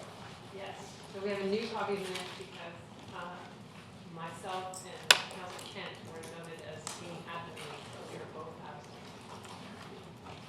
Excellent. And there was one other small correction on. Oh, yes, there was one other wording change. Wording change, just to make clear that there Yes. was no tote change. Total no total change. The changes are entirely off. Yeah. Also, on the minutes for the committee of the whole on July 25th, there's a line in there. That's one where it's not. That's full. nothing. Yeah, We'll have to they're come back. big next faults. week. There's Okay. not errors. Okay, great. I'll call the question. All those in favor? Opposed? Motion carries. That corresponds. There's a recommended motion from the July 24th committee of the whole meeting that that the district defer the purchase of a wheelchair lift for the recreation program and to the 2018 budget, and that the district apply for grants and seek donations to fund the purchase of a wheelchair lift. Moved by, and the district will support any funding opportunities, in particular, the enabling accessibility in workplaces and communities federal funding to help offset costs and facilitate the services. Moved by Councilor Breyer, second by Councilor Elliott. All those in favor? Opposed? Motion carries. There is a recommended motion that the district of Squamish join the Recycle BC program, acting as the collector of packaging and printing paper recycling from residences eligible for curbside collection, and that the mayor and corporate officer be authorized to execute the service agreement with Recycle BC. I'll move that. There's a seconder. Second by Councilor Pryor. All those in favor? Opposed? Motion carries. And thirdly, that staff proceed with the Squamish Marine Strategy Phase 2 scope request for proposal as outlined in the July 20th report. Moved by Councilor Race, seconded by Councilor Pryor. All those in favor? Opposed? Carries. Business arising from the minutes. Councilor Race asked me to bring back the motion with regard to the sign in the business park. It was our last meeting. Under the community charter, generally the mayor has the prerogative to bring something back for consideration. However, the time had lapsed in the community charter. As a courtesy to Councilor Race, because I voted in the affirmative, I indicated to him that I would put it on the agenda to reconsider the motion. So the process is you have a little thing you can just sign. So the process is that the development variance permit number 128 Watertown Tower sign structure motion defeated by council at the July 25th, 2017 regular council meeting be brought back for reconsideration by council pursuant to procedure bylaw number 2009. And so I don't need to move that. Yeah, you do need to move it, it needs to be seconded. And then we're voting to whether or not we reconsider it. If you vote to reconsider it, then that motion goes on the floor. Goes on the floor. Okay. So I'll move that. Second by Councilor Race. Councilor Race, I'm happy for you to address this. Yeah, so that, keeping my comments just to the motion of whether or not we should reconsider, I think there's, in my mind, there's two reasons that we should discuss this, or further discuss this. One is that it deals with a motion of council, or substance of a motion of council going back to 2013, and it changes the effect of that motion. So it is, first of all, varying a previous council's motion, which is not unheard of, but it doesn't happen every day. And secondly, there's been significant time lapse since then. And so for those reasons, I think this is worthy of further discussion. Councilor Mayor? Same reasons. I think it needs to be discussed. So right now, we're considering, discussing, reconsidering. Anyone else want to speak to whether or not we reconsider this? I'm gonna vote to reconsider it. I have not decided whether I'm gonna support the motion, but I wouldn't mind hearing a discussion or a debate on why it should be considered. I feel the same. I'm more than open to hearing discussion on it. And it doesn't mean I will reconsider my vote. Call the question. All those in favor? Opposed? Councilor Bagnall opposes. Motion carries. So, I see Carrie's here in case staff have any, or we have any questions for staff. Ms. Argus? No. So because this was a public process, this is a variance to zoning, council received, you heard your submissions per, we went to notice. So there's no new information that will be considered tonight. The only thing that can be considered with this variance is your decision, the motion that was in front of you. So you can't, because there's an absence of the public, and it's not quite as, it is the same as a public hearing, but because we've already been through the process, if you want to consider new information or something else about it, we would have to go back to the public again and do another notice, and they too would be afforded so that they could comment on the information that council's considering. If there's no new information, it's only what council's considering, that they received in July, then that's it, then you can do that. So in the course of the conversation, of the debate, if new information comes up, We have to go back to the we public. would go back to it. That's right, We just would the same as, basically just table this, put a new notice out to the public, and reconsideration would come back with the public process. that's right. I don't know if there's any new information other than maybe there has been new information because there was a delegation earlier today on this topic, and I'm not sure that They basically spoke in support of what we already knew. what you already knew. Councilor Pratt? Yeah, well, when I review the meeting that we had, I felt like there was a little bit of a misunderstanding in the sense that staff's report to us, in their report, they were talking about an oversight that happened. And because of the oversight, we had to do this variance. And in fact, in 2013, this was supported and passed. But the bylaw, when it was written, there was a mistake and the extra height was not put in. So when staff brought the report forward, it was pointing out to us that they made a mistake and the height was not contemplated in the bylaw, and it was an oversight, so they were just bringing it forward to us to correct that. That's what I heard staff say. And we went down the path of, oh, this is a variance. Well, if this is a variance, I don't support it. But, and so in the report, we've got the advisory design panel supporting this in 2013. And then we had council motion supporting it in 2013. The bylaw came forward.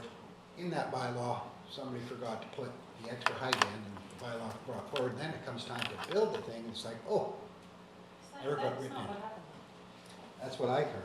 Well, you're on the right track. It wasn't a bylaw, it was a development permit that didn't include a variance. So included a variance for something else, but didn't capture the height variance for the tower. The height that was approved before. No height was approved. You need a variance to approve the height. Correct. The plans were included in the development permit for the tower at the height that it is proposed at, but there was no variance included in the DP. There was no variance. The variance wasn't done, but the plans were approved. So the council of the day thought, oh, that's great, yeah, we don't mind the height. That's not what the council did. Isn't that what you said? Sorry, Mike, you can't speak at this, unless you want to open up the public process. So the height was brought up at the council meeting.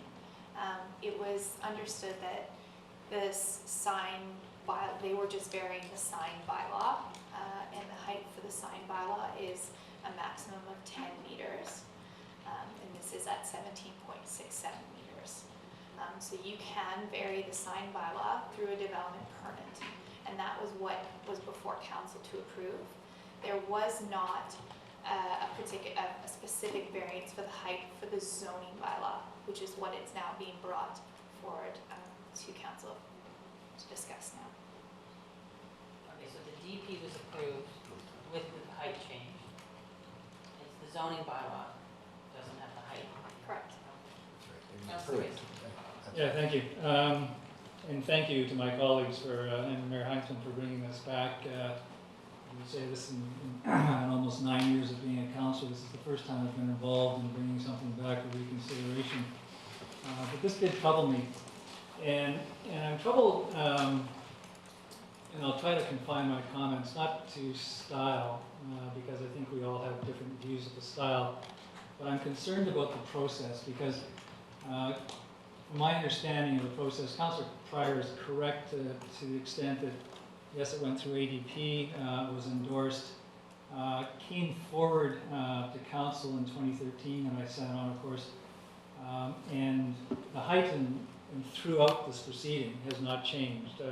What we saw in 2013 is substantially what was before us in July, with the exception of some graphics on the sign, I think, at the suggestion of our staff recently.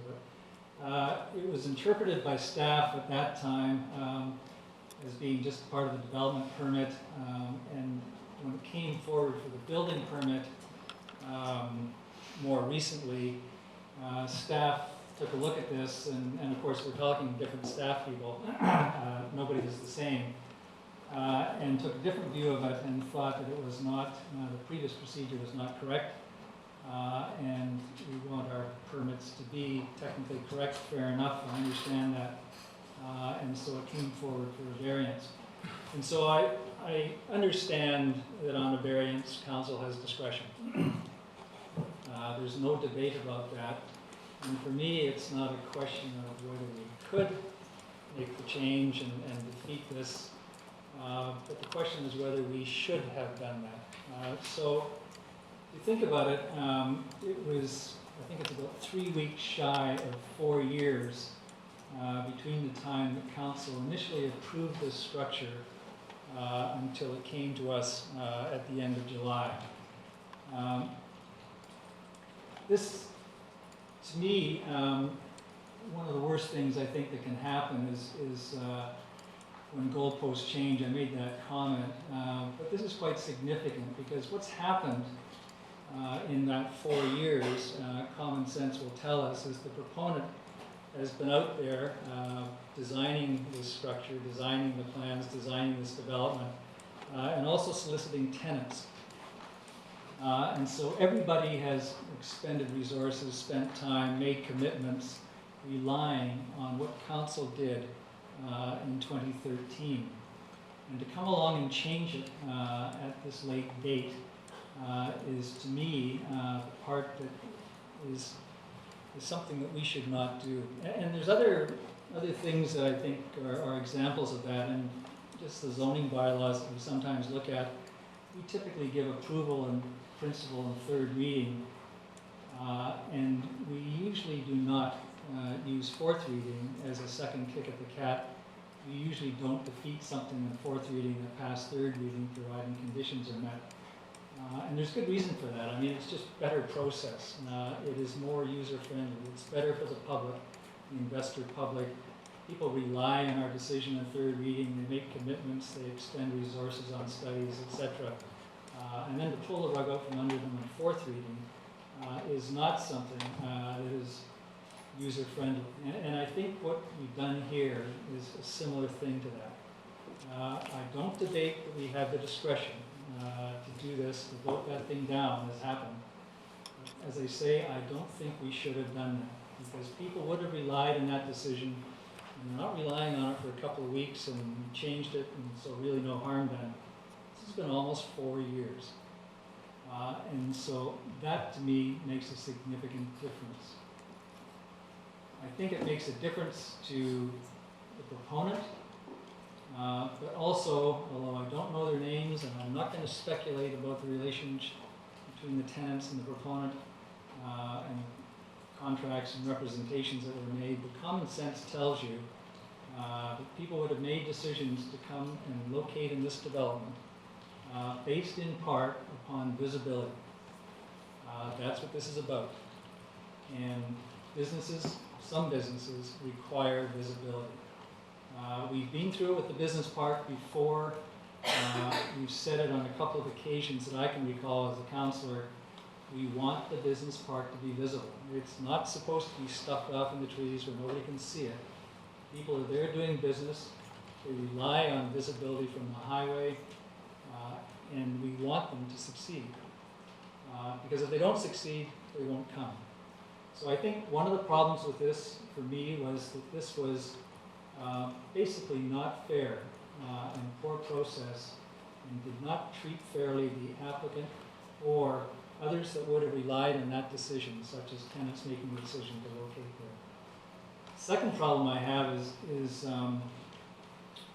what that decision, if it's left, would do for our community.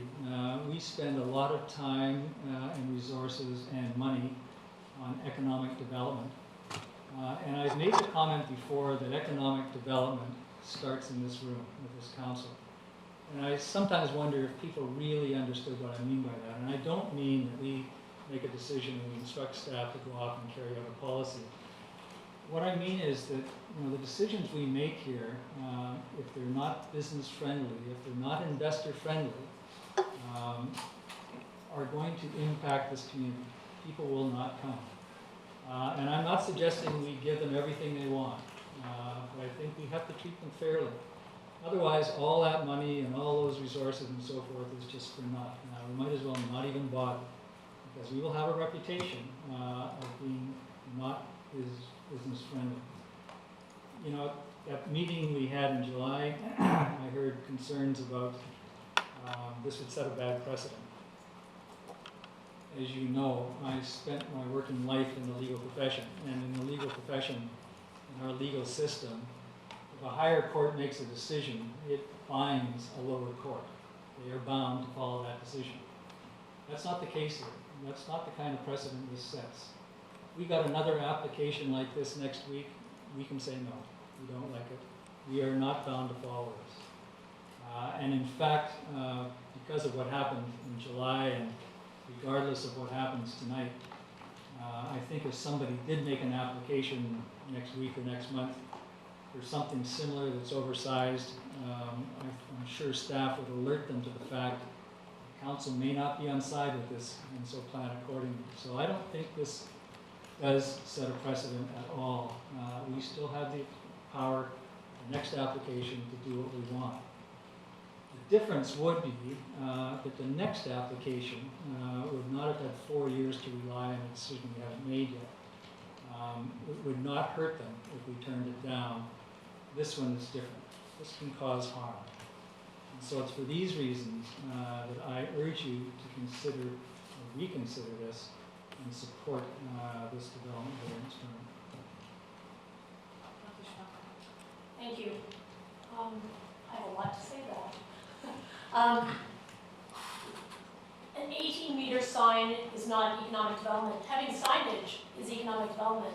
Setting a precedent by, and it does set a precedent, because if you're talking about the difference of being seen by the highway when you choose to lease a space that's not on the highway, and that all businesses that economic development is ensuring that all businesses that are across Government Road deserve to be seen by the highway, is incorrect.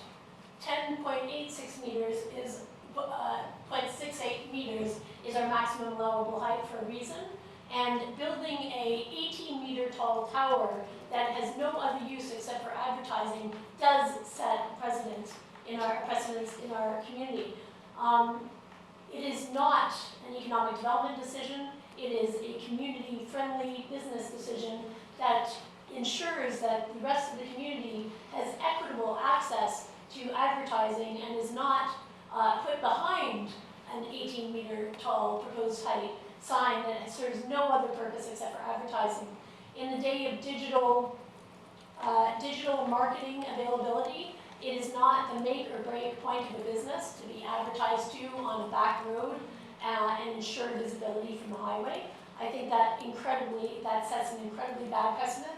Having lighting in that sign, and as in darker months in the winter, where the only sign that you will see is an 18-meter sign off of Government Road, sets an incredibly bad precedence for economic development, and will put other businesses that go along that road, including our mud district, who will also want to be seen from the highway. Not every business needs to be visible from the highway to be viable.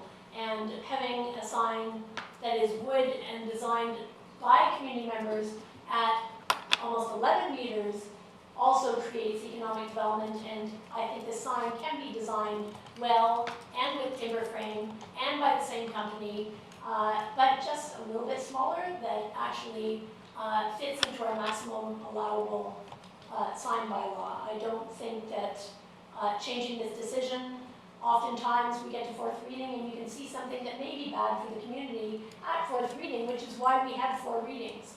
And I think that having 4 readings allows councillors and the community to actually assign appropriate value to the decisions that we make. And when we see things that may be bad for the community, like night skies and 18-meter large signs, that it gives us that opportunity to actually turn something down, which I am going to do again. I have a question. I think I asked this question in the first discussion we had on this, is do we have discretion to vary the height on the DBP? And I thought we did, but on the night I was told we didn't. We couldn't change anything above the sign. But if we wanted it to be 12 meters,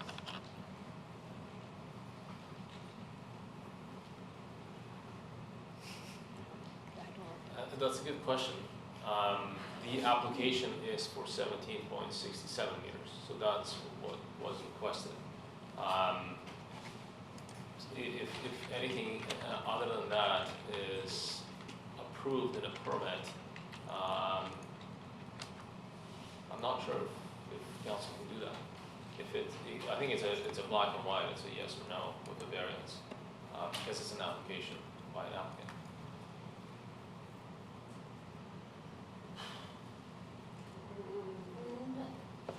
It's a zoning bylaw, it's not a DP though, correct? Well, it's a variance to a zoning bylaw provision, yes. Yeah, so It's a permit. why wouldn't we be able to say maximum height, any other height? We could give more height theoretically.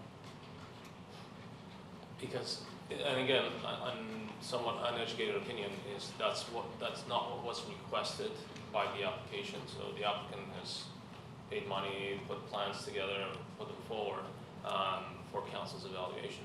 I know that council can add conditions to a permit. I'm gonna go to the expert. Okay. Robert? I don't know the answer to that. That's the first time I've been asked that.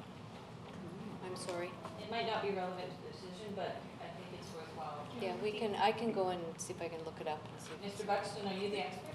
Well, I've dealt with this previously. The difficulty in not approving or approving something that's not before you is what have you approved? If you say it's at the red line, what's under the red line? What have you approved? That's the difficulty. But this isn't a DP, it's a zoning. We're not approving the design of this, correct? Correct. We are approving the height, period. Correct? We're not approving the design. So normally we've had these a similar situation where an application was made. We went to the applicant and suggested a different height, and we sought their consent before it went to the council. So that would be a normal process. It doesn't answer your question, but normally you'd have to get consent, because it is an application. But this is where I got stuck the last time. This is where I had to vote against it last time because I had no flexibility. So I'm curious how tall the highest building is in that development. The tallest building in that development is 10.68 meters. There's been no variance to any of those building heights. I think that the The climbing wall climbing is wall had higher. variance on height, just on that Sorry, one for end of the that, building. for that property where the sign will be, the climbing gym is on the west property beside that. Yeah, but I'm wondering how tall is that? What was the variance given on the climbing gym? Because ultimately you just want the sign to be like a little bit above the building so it stands out a bit. But I'm not sure it needs to be over 3 meters high. So I'm trying to figure out, one, if we have the flexibility, and two, how big is the tallest, like how tall is the tallest building? Can we just take it a little bit above that? So if there's, can I ask Mr. Bosa how tall the climbing gym is? It's in the public record. Can I ask Mr. Bosa? I believe it's 45 feet. I think it was a 10-foot variance, but I would have to double check. So, how many feet is that? 14. 14, it's approximately 14 meters. Now, let's just say the property on the highway across from this site, the big empty lot, I don't know what we'd call that lot, but there's 10 acres there on the corner. Somebody comes in and they say, oh, we've got a great idea for this lot, and we want to go 6 stories, we want to go 80 feet. And everybody in here thinks, wow, that's economic development, 80 feet in the business park. Well, I might be able to support that. Could that happen? That's across the street from Walmart, that big lot there. You know, we're talking history, I'm talking forward. So we're saying, well, look, this is 17 meters. What happens if the guy across the street wants to build a building that's 20 meters? Then what are we going to say? We're going to say, no, because the allowable height is 30. And that's just to Susan's point about, you know, this is so high.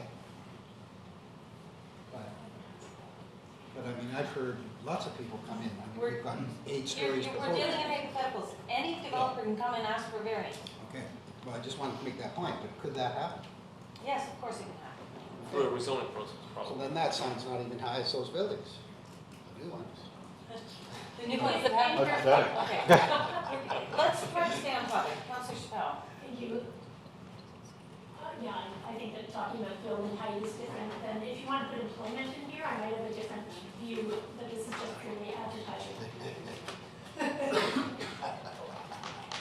I want new information, because I'm really trying to make a decision here. Right. Thank you. So just on that comment alone, this is not 17 meters of advertising. The advertising is a little piece at the top. The rest of it has been, quite seriously, the rest of it has been defined and described variously as funky, stylish, kind of a piece of art, etc. So it's not like, for example, driving down Broadway where that great big Bomac sign went up from the sidewalk. I love that Bomac sign. And you don't like this? No, I'm not saying I don't like this. So, quite seriously, so this is not a 17-meter sign. It's a small amount of sign on top of a 17-meter or 15-meter tower.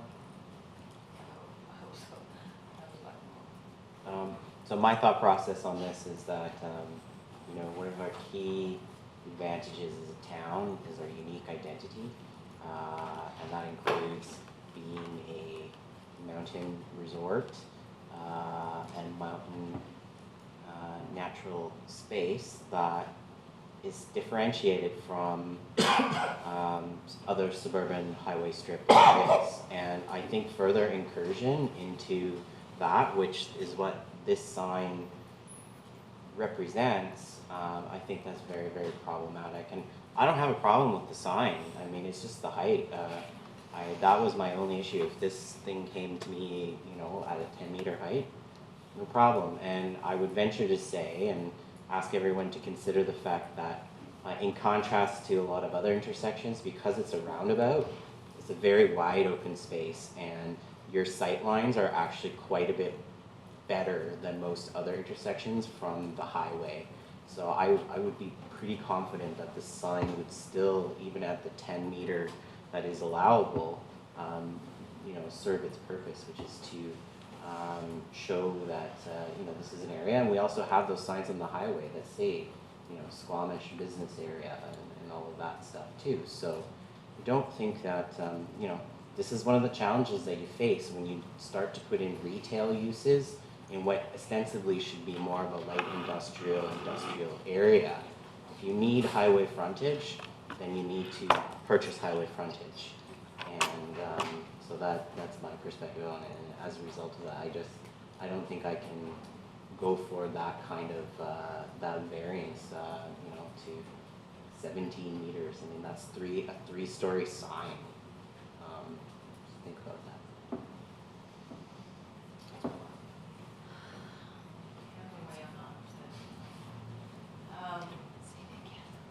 Go ahead, Councilor. Well, I'm going to go back to my original comment and try and clear that up. 2 councils ago, this development came forward, and this sign, in my recollection, was approved. Is that correct? The design for the sign was approved, not the height. The height was not approved, but the council that approved the development knew the height was this height. Yes, every indication we have is that the council thought they were approving this development through the DELEGATION process, including the sign. And so it'd be like us, this council here making a decision, and then in a year from now, the next council going, oh, well, skip what they made, we're gonna do this. I mean, and that I don't think was clear there. The last council, when they approved this, they thought they approved this 7-meter sign and everything was good to go. Some of the paperwork didn't get done, and now it's back in front of us. Is that correct? Just one point of clarification is that the council of the time in 2013 was not made aware that it would require a variance to the zoning bylaw. So I just want to clarify that. So It was thought that it complied with the zoning bylaw. So we thought it was good to go when we approved this 5 years ago. So the council of the day 5 years ago approved this thinking it was good to go. they approved the design and they approved that it would be higher than what the sign bylaw allowed. But it wasn't clearly articulated that a variance was actually being requested. But everybody knew the height of the sign.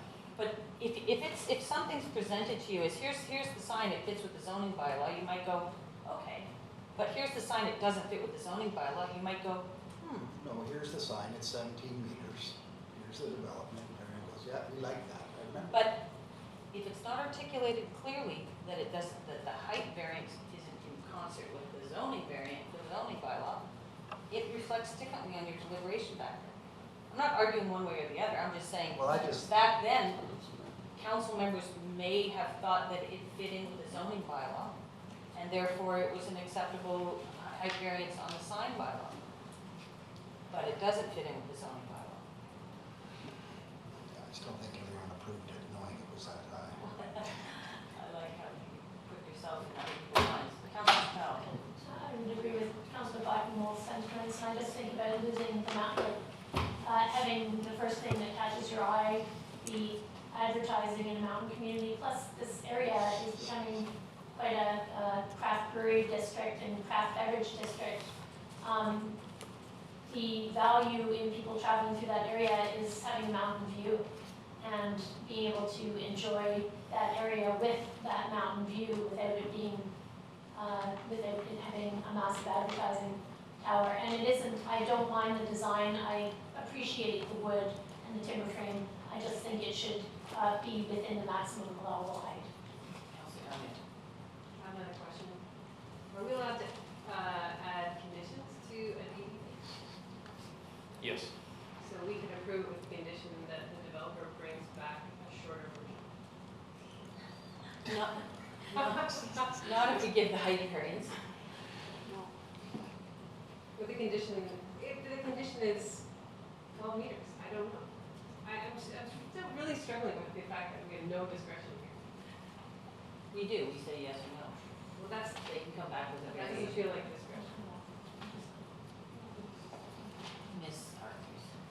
Mayor Heinzman, I can give you what I know about boards of variance, which also give rulings on zoning bylaw variances. And as the Board of Variance can make a ruling to a lesser degree. You can't go higher because then you have to give notice and do all that jazz.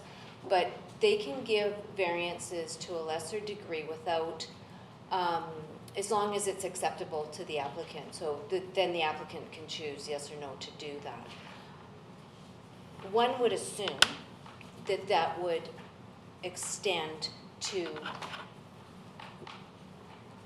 major variances or greater variances that have to come to council because the Board of Variance is only minor. You'd think the same principles. There's not been any judicial interpretation on what happens when an application is has been varied by council in making a decision. I don't think there's going to be any new information, and I do appreciate everyone articulating their point of view. I'm not happy that it's that much over the height, but I do want to make sure we're being fair and clear. And I think the history is ambiguous enough that the proponent isn't at fault on this. It's just sort of unfortunate it's come to this. I would have liked, if I was to ask for it, I would have liked a really clear decision. You're giving a height variance to the sign, very clearly a variance, vote on the variance, as opposed to what's transpired.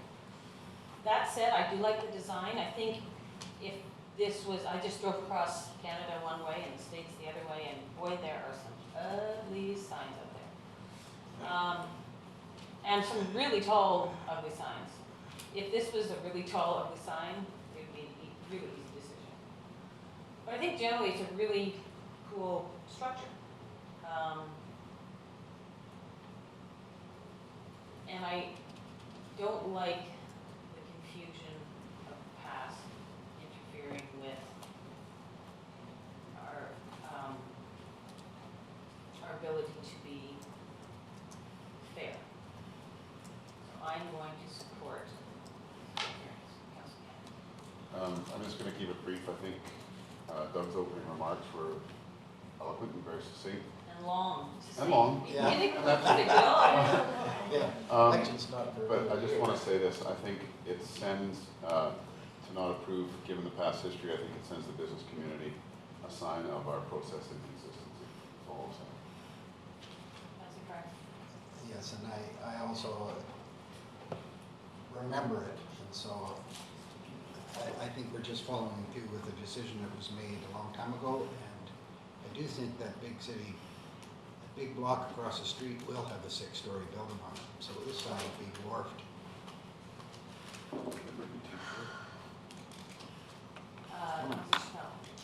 Thanks. I think using 2013 decisions to make advertising decisions on a sign that is going to dwarf the buildings and be, and it's not, you know, I like the design as well. I think that if it was a workable water tower with another use besides advertising, I might think it was a good design, but to just have it be a fake water tower sort of does not fit with my vision of an outdoor recreation community. I think it should have another use. If it was going to have a height variance, and just for the sake of having an 18-meter tower for advertising to be seen by the highway is not a good enough reason for me to approve this variance. So I'm not going to vote in favor of this variance. Thank you, Councilor. Yeah, and just in that vein, I mean, I think if it comes down to whether we're looking at a decision made in 2013 versus one in 2017, you know, I would much rather, I think it's more appropriate that the council of 2017 is probably more likely to reflect the current will of our residents as opposed to a council from 4 years ago. And, you know, I think all other things being equal, we should feel free to express those opinions. So I think we're going to regret this decision. I hear the arguments that my colleagues have made about council's decision back in 2013 and following through the process, and that part of it I support. I think it's the right thing to do. That being said, I think this height is obnoxious, and if I had leeway, I would make it shorter. I like the design, I just don't think it needs to be that tall. So I accept that my colleagues are going to vote for this because of due process. I would like to be able to do that too, but I just don't think this sign needs to be this long. So I'm not going to support it. Just to clarify one thing. Okay. Don't talk about 2013, please don't. Well, I'm a member of the 2017 council, and I still like it. Just, Oh, yeah. I'll call the question. All those in favor? Opposed? Councillor Blackmore, Councillor Elliott, Councillor Scully, opposed, motion carries.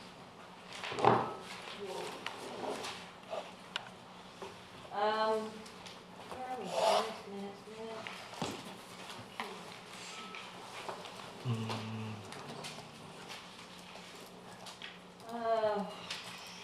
Committee minutes and reports, advisory design panel, move receipt of the 7th meeting. Moved by Councillor Pryor, seconded by Councillor Elliott. All those in favor? Opposed? Motion carries. Move receipt of the August 24th advisory design panel. Moved by Councillor Pryor, seconded by Councillor Elliott. the 27th, on the meeting of the 27th, there was discussion that I think the council should review. If they haven't reviewed the 27th meeting, it would be a good one. July? No, August. 24th? Yeah, it was, it had some important stuff on there, and it's worth a review. Which application? It had the city block across from the Boom Pub, and so there was some interesting comments. There's no unscheduled public attendance. Open questions, clarification related to agenda items. Congratulations on your new role in a couple days. Well done. Councillor staff announcements. I've taken some vacation time, but acting Mayor Grace was a busy boy. All right.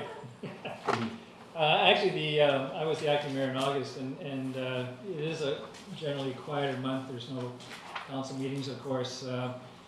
I signed a lot of checks. We spent a lot of money, but it was all budgeted for. The other thing is I had the privilege of attending Logger Sports and being part of the opening ceremony, and also the parade, which I've done before. And Logger Sports this year I thought was very well attended. I was there both on Saturday and Sunday. Saturday helping out at the Rotary Beef Barbecue, and Sunday as part of the opening party, which gives me a chance to march with the bagpipes, which I always love doing anyway, because it's just, you either love bagpipes or you hate them, and I happen to be one of those people that loves bagpipes, so it was great, very well attended, very well run, good weather, of course, a little bit smoky, but generally a very good weekend, and sort of really a hats off to all the volunteers, and there are many of them that make that a very significant community event. I mean, it's so great to see something like Logger Sports, which has been around almost 60 years now, maybe longer. And still thriving, still getting amazing community support and people coming from all over. And I've been there the last couple of years, had to miss it this year, but they always do a great job. And we hosted a delegation from Shimizu. I was back in town for a couple of days and just happened to have the time. So acting Mayor Race and I welcomed a bunch of kids that come every year. Shimizu is very dedicated about exposing their kids to Squamish and American culture, and great time, got some great feedback from others. Want to reflect any more on that? Well, no, and the mayor actually made a cameo appearance, dropped in from Ontario for the day and then dropped back out again. I had a weird summer, let's put it that way. And so the mayor gave the address, which was probably a good thing because the address I was gonna give them is the same as I gave them 2 years ago, so we didn't change much, but different kids, so we kind of get away with it. But they are neat, they're interesting kids, and a big group, and so it was a nice lunch hour. Anything else? We're good? Motion to terminate. Moved by Councilor Pryce, seconded by Councilor Kent. All those in favor? Those motion carries.